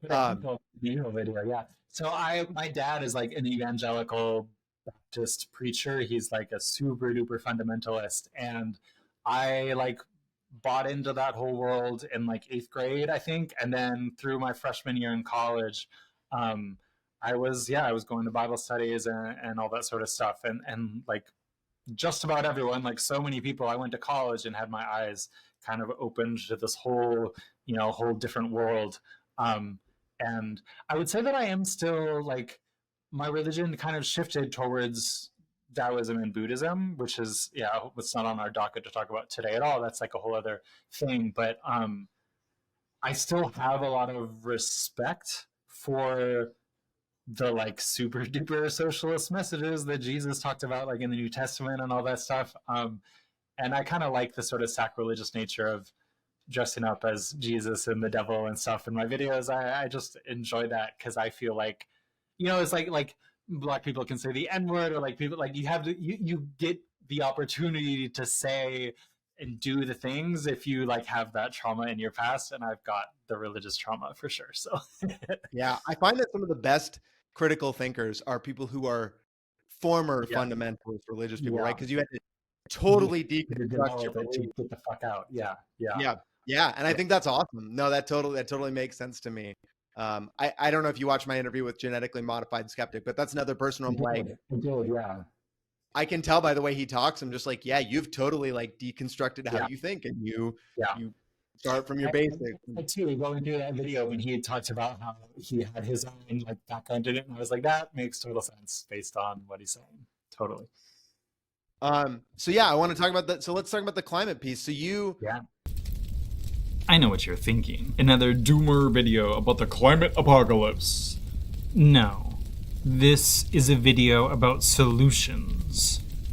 I am, above all things, an environmentalist. I first learned about the climate crisis in 2002, a freshman in college, and it has informed all of my major life decisions. I changed majors to philosophy, went vegan, got a graduate degree studying environmental ethics, got a second graduate degree studying biology, and became a professor, all to fight against the looming apocalypse. Anyone who has thoroughly studied this topic, the problem is crystal clear. Our relationship with nature is fundamentally broken. The climate apocalypse is not a distant threat. It is here, now. Our only hope to mitigate this blossoming catastrophe is to, 1, recognize capitalism as both primary driver and primary obstacle, and 2, advocate for revolutionary systemic change that dismantles the pursuit of exploitation and short-term profits. To confront this deeply entrenched power structure, a global general strike stands as our most potent means of resistance. And we'll get to all that, but first, we should start with an honest appraisal of where we are now. Cool. You think about it. So first off, what I loved about it is that I love the references. I love 80s action movies. So when you threw in the Predator thing, I just immediately caught it. I was just like the music, and I'm just like, oh yeah, this is cool. But you open it by talking about this thing that I had never heard of, which is this walrus named Freya, who starts. It's so cute, right? It's like, oh, this walrus is showing up into like in places where people are at, right? And I've been to San Francisco where there's seals, and there's seals in the rivers here, and like it's cool to see that type of wildlife as like a normal person. It's like the size of fucking Volkswagen Bug or something. It's like it's just a giant creature. Yeah. And then it's funny because and it's sinking a couple of ships. Oh, that's silly. But then you end it because at the end of the day, what happens with Freya, this walrus that people are starting to fall in love with and know about and is making all this news, is that they fucking kill her because she's causing too much property damage. And it's like it's a crazy, terrible story because like the only reason she came all the way down to Norway is because of all the stuff that's happening with climate change. So it's like humans caused her migration, and then humans killed her because she migrated to a place that humans caused. Like when I first heard that story, that was like the impetus for doing that video the way that I did. Yeah, because it perfectly encapsulates our relationship with nature, and that's that the only thing that matters are human interests, and no other thing matters. No other thing gets any real consideration. Like if you want to cut down a bunch of forests to build like a strip mall or whatever, no one's asking the biologists about like what kind of ecological impact is this going to have. I mean, that happens from time to time, but they're not involved in the decision. No, it's the fucking money that makes it happen. Yeah. It wasn't even it's not even, when you say human interest, it's like the humans who are just normal people who are excited to see a walrus in the same way that if I go on a nature walk and I see a deer or something, I'm like, or a coyote, which is pretty rare around here, but I see them occasionally. I'm like, oh, that's super cool. I get to see wildlife, right? That's not the interest we're talking about. We're going to be interested in the people who own boats, who got fucked up and got sunk because of this. That's the interest we're talking about. People who own that, right? And that's so sad and just like sad. I mean, and in the video you talk about how there's 3, and I think I just want to make sure everyone knows, which is why I want to bring them up, but there's 3 positive feedback loops that we currently have. So and let me talk about that real quick too. The 3 that I did were just sort of catchy examples or easy ones to example. There's dozens of positive feedback loops, but the 2 main ones that really matter the most is the albedo effect, and I didn't actually talk about this in the video, but the acidification of the ocean is the other really big one. So just for the viewers, for the people who haven't watched the video, a positive feedback loop is positive if A leads to B, B leads to C, and C leads to A. And the idea being that like one thing feeds the next, and then that feeds the next, and that feeds the next. And it kind of goes like a snowball rolling down a hill that gets bigger and bigger. So like albedo is a really easy example then. You imagine that ice reflects 90% of the energy off of it when it hits. So like 90% of the energy is shooting back up into the atmosphere, whatever. But as the ice melts, as it gets smaller and smaller, instead you have dark ocean instead, which absorbs 90% of the heat. So you're going from reflecting 90% to reflecting only 10%, right? So as it warms, the ice shrinks. And as the ice shrinks, everything gets warmer. And as it gets warmer, the ice shrinks. And as the ice shrinks, everything gets warmer. And it just feeds itself until slowly we go to the next steady state of the climate. The albedo effect is one, the acidification of the ocean is the other. The warmer the ocean gets, the more acidic it gets. The more acidic it gets, the more photosynthesizing plankton and algae die off, which means the earth pulls less carbon dioxide out of the atmosphere, which means the air gets hotter and the oceans get more acidic, and so on it goes. So this is what I meant at the beginning when we were talking about how like you could have all humans just so totally disappear right now, and the earth would still keep getting warmer without us because we've jump-started these massive planetary systems of these positive feedback loops. And that's gonna be the end of the earth as we know it, is because of the positive feedback loops. And I think honestly the scariest and worst part about them is that you can't really track them, in the sense that NOAA and the IPCC, there's all these different organizations that give these forecasts for what's going to happen with global warming and climate change. But the problem is you can't include the positive feedback loops in the models, because they're not modelable in the same way. And so for a lot of them, and this has been true for like every single IPCC report that's come out over the past 20 years, it's always undershooting what actually happens, because it's only looking at our contributions, but the Earth's contributions grow bigger and bigger all the time, and they will eventually dwarf our contributions, which is why we're like proper fucked when it comes to I think you said, that's definitely a part of your video, is that thing. Yeah. We're fucked. Like, we're already fucked. Yeah. Proper. And what that means, right, is like we're going from this steady state of the earth that humans have lived in for at least as long as we've had civilization, like at least 10 plus thousand years, but we're going to go to another one, and we do not have any infrastructure in place to survive in a steady state of the earth that's not the one we're currently in. Places like the equator are going to be completely unlivable. You're going to have giant swaths of land across the United States that used to be able to grow food, and it's just not going to be feasible anymore. You have the Amazon slowly dying off. You have the ocean slowly dying off. All of these things are just going to make a world that's incredibly different than ours, and we're going to see it in our lifetimes, probably for most people. And when that happens, you're going to get bad things like war and all that sort of stuff. But for me, the saddest part of all of it is how much it means we're fucking over the rest of the planet.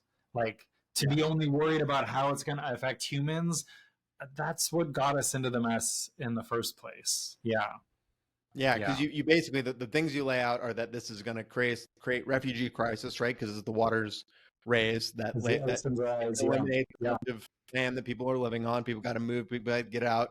The classic: who are you going to sell your house to? Aquaman. You sell house to Aquaman, right? Extreme weather events, which you've been seeing, the California fires, the Texas snowstorms. I mean, that was the thing I was really hoping was going to wake people up a bit. Like, not just wildfires a couple of months back too, right? Like all that smoke in Canada was like going over New York and stuff. Yeah. And we get that here. Like you probably get that in where you're at too. Is like like it comes down and there's more tornadoes and more just random shit. And again, go back, and then we're also defunding all these programs that help people, and like. You can also go Google how the insurance system works to fuck people over, and blood zone. Like it's totally systemically destructive, and there's no protections for people for any of this shit. I mean, they're planning on all this shit happening. And the food production is going to get harder, which is really the core. Like that's like a really scary situation. All the places that are growing food right now, and then not just in future, they're not going to be able to do it anymore. It's going to be too hot. And it's part of why I've grown, like I'm starting to grow my own food out front, and like everyone should learn to grow their own food. 100%. Yeah. I mean, like if it's not for me, it's going to be for somebody in my community who needs it. You know, exactly. As costs raise, right? Because it's going to be a slow thing, but like there are other instabilities that are happening that are amplify all this shit. You call it the sixth mass extinction is here. So that's not me calling it. We've been in the sixth mass extinction event for a long time now. I don't remember the specific numbers, but essentially we're like losing species at 100 or even 1,000 times the natural rate of losing species, and it's all anthropogenic. It's all because of us, and I think that's like kind of the most devastating part of all of this is that we're essentially like the last mass extinction was when the asteroid killed the dinosaurs, right? Like it was a mass extinction event that killed something like 80 to some of them have been really bad, like 95% of all species of all life dying off. But we're at a stage now where the scientists have been saying for years that we're already in the middle of the sixth mass extinction of this planet. And it's not a volcanoes erupting as it happened in the past. It's not all these different, it's not an asteroid coming. It's just fucking us. It's just our fucking greed that's causing it. It's like a slow, it's less visible to people, right? It's not as, oh, there's something on fire. It's like, as species die off, diversity changes, and like the biological, the ecological balances change, and that creates a slow impact over time that impacts other what flora and fauna and animals can exist there, and then those have downstream effects, and like, and then we have to adapt to that, and ecosystems have to adapt to all that stuff. And we're, at the end of the day, all of this is happening. The core reason this is happening is because capitalists choosing profits over world annihilation. Everything. That's it. That's why it's happening. Absolutely. And that's I think horrible. It's horrible, right. And it's easy to, this is a good segue into what that video we're talking about, Strike or Die Now, what that video was ultimately about. Like, I think it really highlights how misguided our priorities are. Like, it can be kind of hard when we're talking about things, you know, like trans rights or ICE deporting people or whatever, stuff that like really affects people viscerally. And those same people might be like, oh, well, like, who really cares if, you know, a certain lemur in the rainforest goes extinct or something like that. But what people don't realize is that we are not separate from the earth. We are not separate from nature. Like, we might think that we're this, you know, evolved descended species that doesn't like depend on nature, but like, get the fuck out of here with that, right? Like, do you eat food every day? Yeah, you do. Like, that means you are dependent on the earth. You are dependent on all these different things. People made a big stink when we started noticing that like bees were going extinct for good reason. It was good to make a stink about this, but like that kind of highlights how we are fundamentally dependent on nature to survive. And even saying that, even talking about it in those terms, it makes me feel kind of gross, because this highlights the speciesism of it all, the anthropocentrism of it all. And I point my fingers at capitalism to blame for the climate crisis that we're in, the climate apocalypse that we're in. But capitalism is really just the problem because it serves as this conduit for speciesism. And the idea of speciesism or anthropocentrism is the idea that humans are the only thing that matter. And I get lots of pushback about this all the time because people really, truly believe this to be the case. But the end result of it is us torching the planet the way we are. The end result is being in the sixth mass extinction of life on Earth because people choose to make their actions based on the interests of humans as opposed to the interest of the whole biosphere, which we cannot survive without. Yeah. Yeah, I talk about in the genetically modified skeptic, having a conversation with a Texas-based motorcycle rider, and one of the last things he said when I was having a discussion with him about trans rights was like, well, I don't really, you know, if you're not creating babies, if you're not reproducing the population, then I don't really have a reason to listen to you at all. And I feel like that's a perfect example of what you're talking about, of like your core value system is based off of human reproduction. It has no greater. The people that do the things that I want them to do.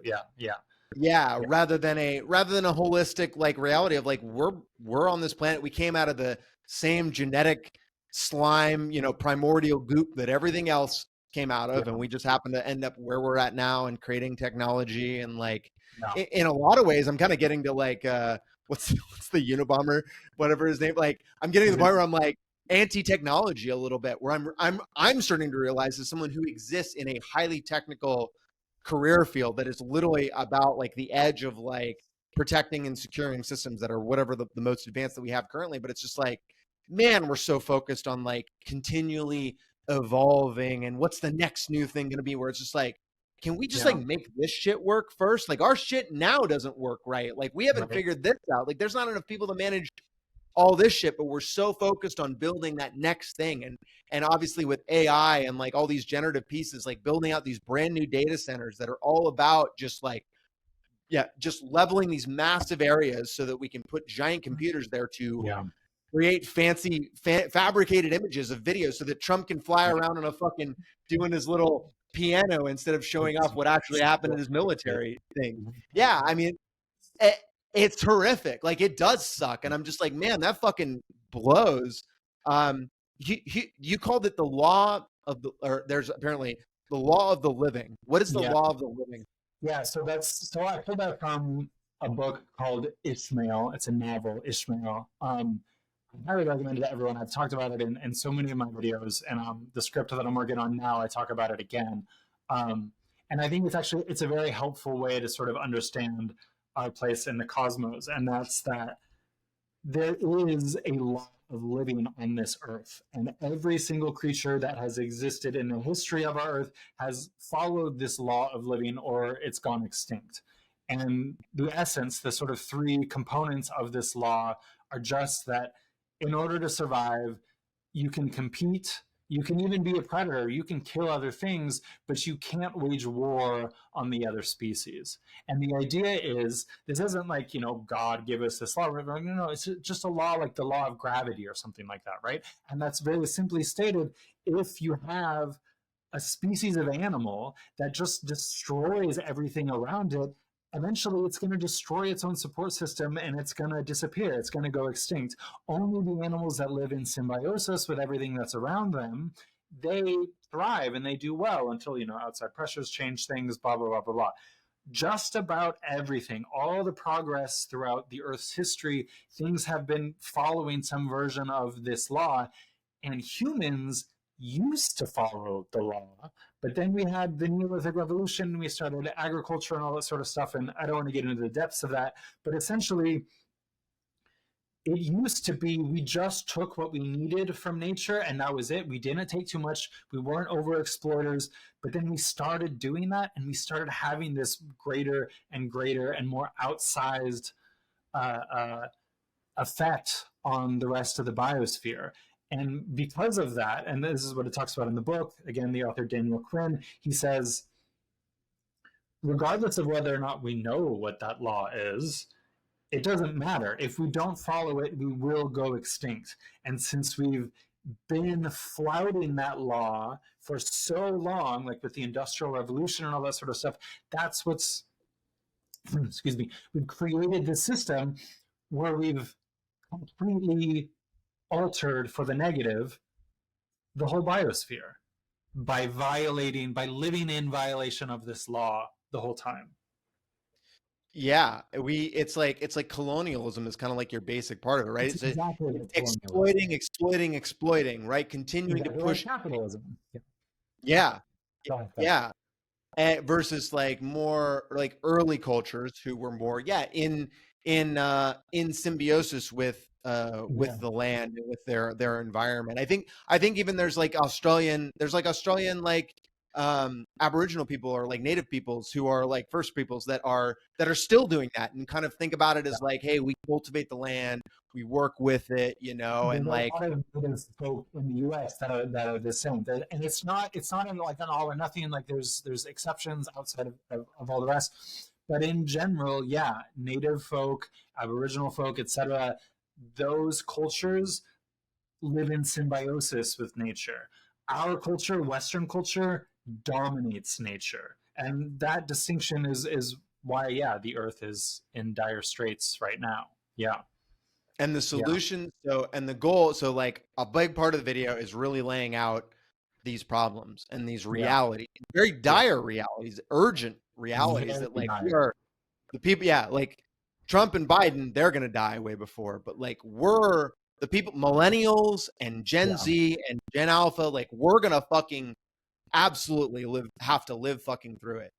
So then you get into the solution behind it.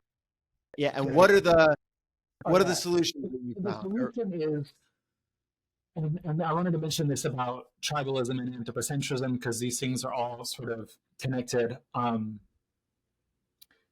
In one of my early videos, it's not particularly great. I won't like plug it here or anything. I talk about how all of our problems are essentially one form of tribalism or another. And I don't mean like the way tribal communities talk about like living in tribes. When I mean tribalism, I'm talking about it in an academic sense of pitting your tribe against another's tribe. And when I say this is like the root of all our problems, it very much is. Like queer phobia comes from the straight people saying the queer folk, whether it's gay, trans, whatever, that they're different and they're they're inferior to us. Racists do the same thing. That's another form of tribalism where you say my race is superior to your race. Misogynists do the same thing with gender, with sex. They say men are superior and women. All of it is this self versus other, this kind of binary thinking of me versus you. And the most problematic, the most damaging, the most catastrophic form of tribalism is speciesism. It's this fundamental belief that almost everyone, at least across Western civilization, believes that we are superior to nature, that we are superior, like that our interests matter most. And you don't need to look any farther than like factory farming to see how just about everybody falls into this basic idea that it doesn't matter what happens to non-humans, human interests are what matter. And if you can understand, if you can realize that like that's the only thing that makes anthropogenic climate change possible, that means that we can't have a future if we don't address and deal with this speciesism, with this anthropocentrism. So the Strike or Die video is meant to be, the idea of the strike is like a tourniquet that stops the gushing wound that's killing us in terms of climate change or whatever, right? Like we have to stop capitalism. We have to cover the wound. We have to save things in this way. But that's not the core problem. The core problem is that since we think of ourselves as better than nature, as above nature, even if we completely redo the system, if we hold those ideals in place, we're going to keep running into this problem where we think nature and animals, anything non-human, is less than us. And therefore, the concerns don't matter nearly as much as ours. So the video that I'm working on now is like finally I'm getting to the solution to the Strike or Die, or the sequel to the Strike or Die video. And it's a continuation of the conversation that happens at the end when there's like the guy with the crazy eyes and they have that like conversation in space or whatever. It continues that story, and it's specifically about how if we don't evolve past our anthropocentrism and speciesism, we won't have a future. We have to evolve or we die. And yeah, that's like kind of the culmination of all the stuff that I've talked about on my channel so far, is to sort of ultimately build to this largest point that without uprooting the speciesism and anthropocentrism, we're doomed. We're doomed. That's what the law of living stuff was saying. Yeah. Yeah, I guess that is, so I do try to come. I've found that one of the best ways to engage with people who are not like me and kind of get out of this debate sphere of like just constantly arguing back and forth of what you see in comments and Twitter and all these other pieces, is to go to those first principles about like, why do you think capitalism is so cool? Why do you, what about this do you think is best? And I guess that maybe that's a core lesson I'm pulling out of our conversation here, is trying to start even from a farther back point of like, why does capitalism exist? Well, it's because people think that that's the best system for humans, for us. Right. Why is that important? Right. And then getting back to like, why do we need to do that? Why aren't we focused more on like being in harmony with our, as part of a bigger ecosystem and things like that? So that's an interesting framework to go back to and to think more about, maybe instead start from. I think it's kind of crazy too, just to imagine, like, just as a piece of context here, like, we live on a magical fucking planet, man. Like, it is so fucking cool. Like, you do any kind of deep dive into what's happening, like how do hyenas mate, or like, what's happening at the bottom of the ocean with sea cucumbers, like, there's so much unbelievable, amazing beauty and complexity. And this little blue sphere that we live on, it's the only lifeboat anywhere around us, right? And we're just torching it. We're just destroying it because it's getting some people more wealthy, more rich. I really think that the biggest change comes from learning how. Sorry, let me reframe this. We can make the biggest effect. We can have the biggest impact on other people if we can internalize messages like this and sort of understand on a personal level. I'm talking to you, I'm talking about to the audience here, everybody. If you can internalize and make these changes, that's the only way we're going to get out of this mess, is if you get enough people, if you get a sort of critical mass amount of people who recognize how the system is broken, so that when our civilization inevitably collapses, we are in the twilight, like our civilization is going to collapse. I have zero hope about that, but I think that's honestly a good thing because it's so broken or whatever, right? The point of talking about this stuff is that so when we remake a new civilization, when we start again, we don't build in these poison pills of capitalism, of tribalism, etc., that led us down this inevitable path of the sixth mass extinction of life on Earth. Like, when this system ends, there needs to be so many people who recognize how things went wrong that it just gives us a chance to not repeat the mistake. That's why I make videos, honestly, is for exactly that purpose. Yeah. No, I totally, now that you say that, like, I totally see it in all your content. And I think that's great, because it's like, yeah, like right now, right? And even as I'm trying to be supportive of the libbed up protests, right? But like the libbed up protests are like, Trump is the problem. Yeah, right. That's where they're at, right? And that's a really far distance from like the reality, which is exactly what you're talking about, which is like, actually it's this and everything we built on top of that. You know, he's a million, 4 million decisions down from that point. Right. And we have to go back to those principles and think about that first. And I'm hopeful, because I feel like, when people's, in the same way that, like, I feel like once you became less, once you realize, oh, there's like, I don't like the religious frameworks I've been given, I don't feel like it's making me happy. Like, I feel like it creates a moment where there's an openness to new ideas and new concepts, even like totally radical ones that you hadn't ever considered before. At least that's what I see in my comments. You know, do you see that in your comments? Do you feel like are you seeing like people watch your video and be like, oh fuck, I'm like having like totally like epiphanies about shit, and like, yeah, I do. Yeah, I got so many comments on the Luigi video about people being like, bro, I'm being radicalized. Like, it changes minds. And there was something that you just said too that I wanted to comment on also. Like, we've been talking this whole time a little bit about like hope and pessimism and stuff, and as we've gotten here to the end, I've kind of crystallized it into, I think, the easiest way to explain it.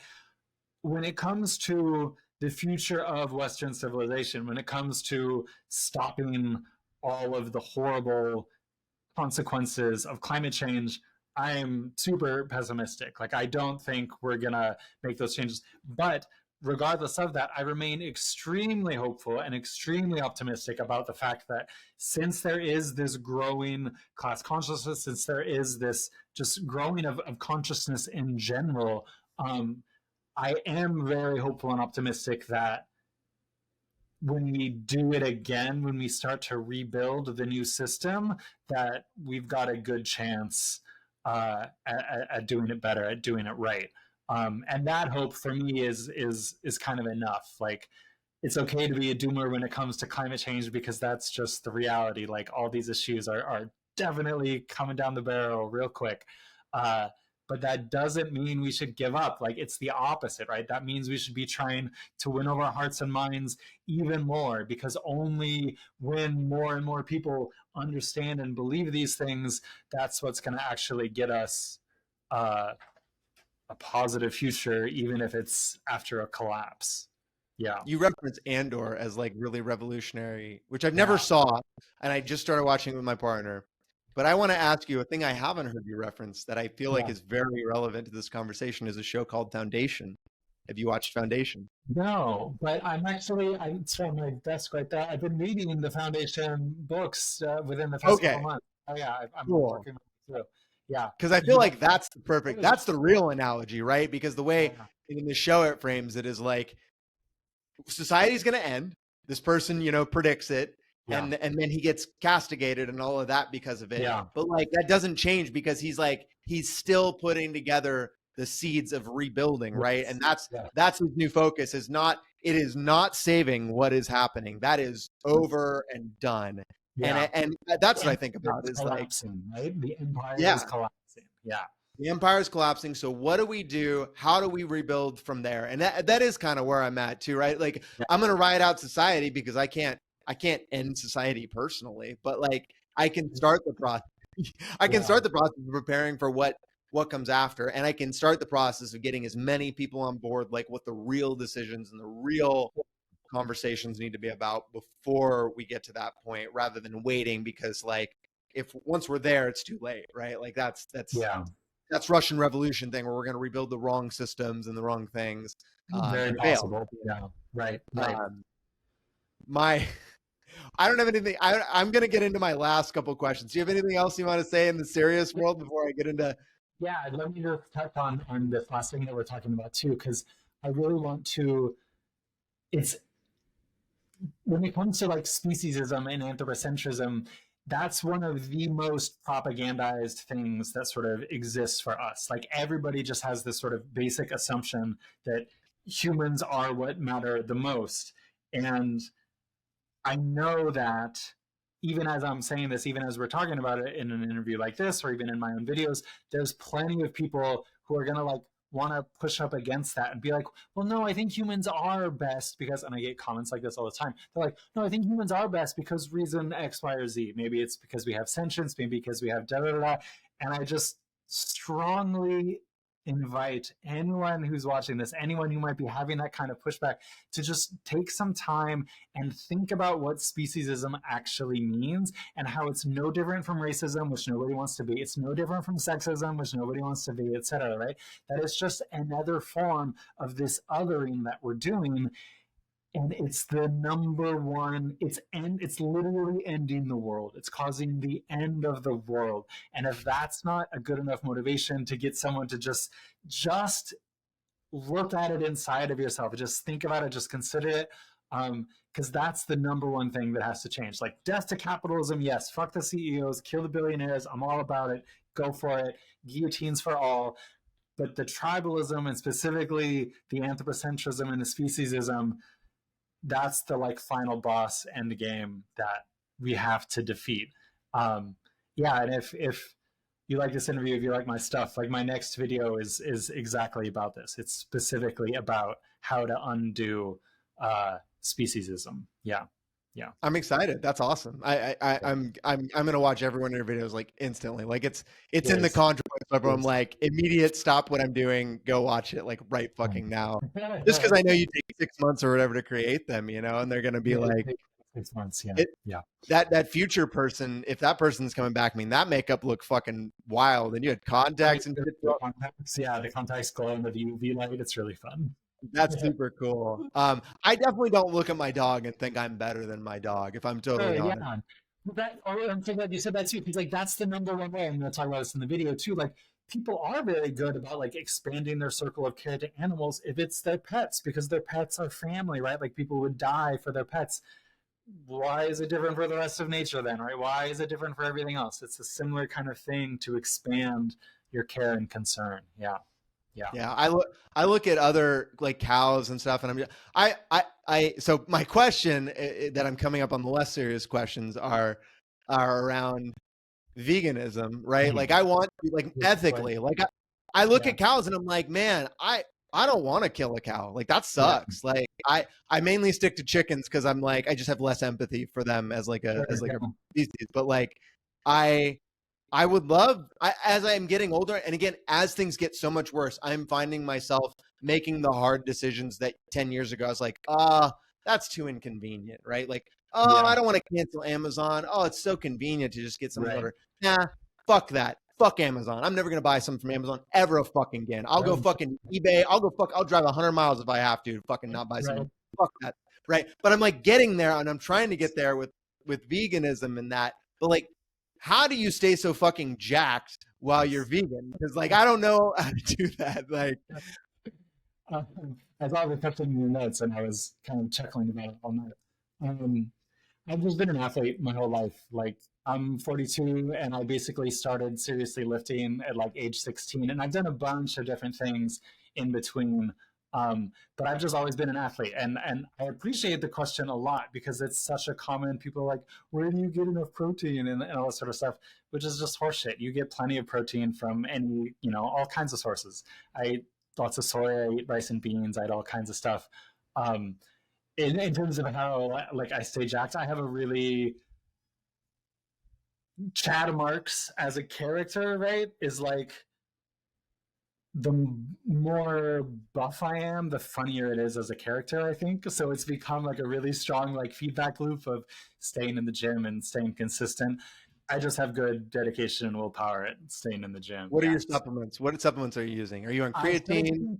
Creatine for the first time in January, and I had never taken it before.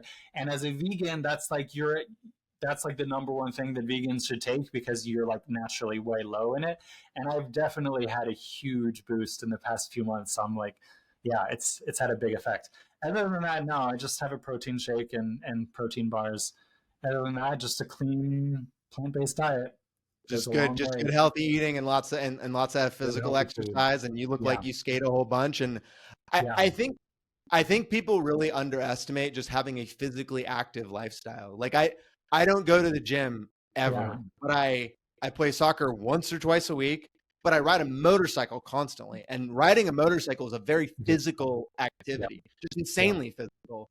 And especially when you start riding it harder and start doing like wheelies and shit, like that is such a great, and just knowing that, if you're just, okay, you're eating protein bars and having a fucking protein. Okay. Like that's not hard at all. Like it really isn't.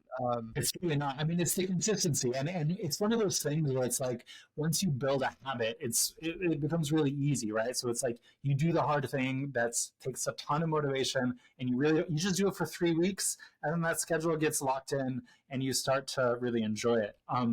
I have really intense struggles with my mental health, and I've been on and off different medications and all that sort of stuff over the years, but nothing works as good as getting physical exercise. Like, we are physical creatures, we are active creatures, and for so much of us, we're just like staring at screens all day, sitting at the computer all day. We lead these sedentary lives. And exercise doesn't have to be the gym. It doesn't have to be playing soccer. It can be literally anything you want. It can be any version of exercise that brings you joy or makes you feel good in any way. That's like my number one recommendation for people to have a healthy life, is to find some way to incorporate exercise. And the benefit is you like burn off fat and you build muscle and you have better sex and you have better longevity. Like, it makes everything better. And of course, I don't want to be ableist. Like, there's plenty of people who can't, and that's super duper unfortunate. But for most people, it's maybe one of the best single habits you can do for your health and happiness. I didn't, because we had other things to talk about. I initially, when I first watched your stuff, I wanted to like get into the mental health stuff, because I think for my audience, that's really important. My audience and my Discord especially is a lot of younger queer people, neurodivergent people, and I think that like the early parts of that and exploring that and learning how to manage those things is like, it's difficult. And that is one of the things I tell them is like, just be active, like go outside, like anything. And it's dumb, but like walking an hour or whatever can be so significant to your mental health. You like, feel good after it every time.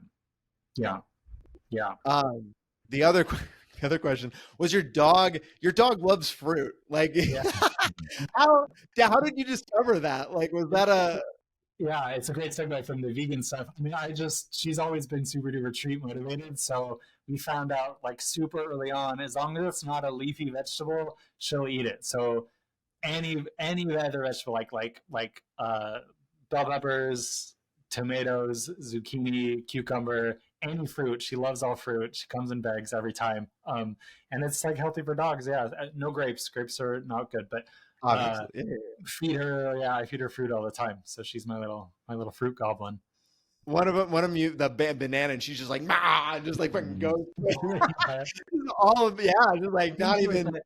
you know, you can have like a bunch of bananas and it makes a little sound when you like peel one off. If she's anywhere in the house and she like comes running, she's she's a little goblin. She's right here That's too. so, Come here. You want to yeah, get her up here. What's her what Sophie? Is that what you said her name was? Oh, oh, oh, look at Sophie, you said her name was, or Sophie, yeah. yeah, that's right. That's oh my what kind of When I picked you up, oh my look at her. How old is she? she's 10. She's an old lady. Oh yeah. Yeah. Oh, that's so cool. She like do you go like rollerblade with her and shit? Is that do you take her to the Yeah, when I was young, I would take her out on rollerblades, and she would like pull me. I had her do runs with me. I was doing marathon training when I first got her, and she would do like little short runs with me. Nowadays, she's a bit more sedentary, of course. Yeah.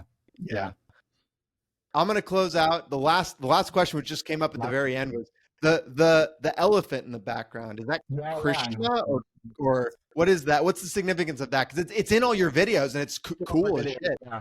Well, I just made it like I got this cool tapestry. I got it a million years ago, and I just got like LED strips to. I should keep it in frame, actually, huh?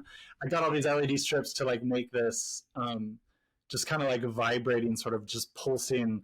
It just looks cool. It doesn't have any particular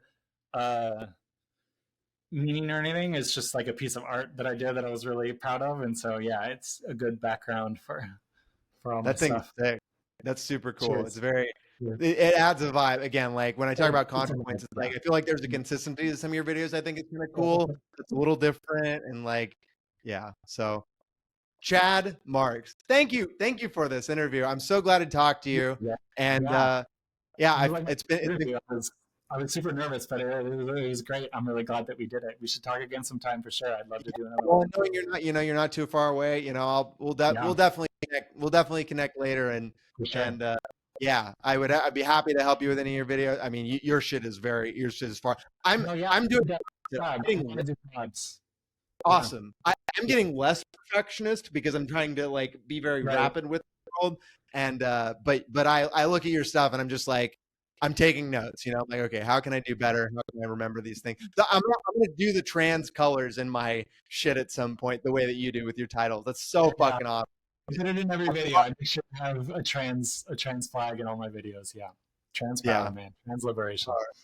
Thanks so much. Do you and Philosofree and your do you want people to go to your Instagram or anything, or do you have other links or No, I would say just, and you'll probably have like links to it or whatever. Just my channel. If someone wants to keep up with me outside, yeah, my Instagram is definitely blowing up as the Luigi video blow up, and there's links there too. It's just Chad_Marx. But yeah, the biggest thing that I want from this is people just go and check out my channel. That would be cool. That would be sick. Do you have a Patreon or anything that you do? I do, yeah. And you can find all that stuff on my page also. Yeah. Hell yeah. All right. Well, thanks so much. Cool. Thank you so much, AJ. This was really great. I appreciate it. Hell yeah.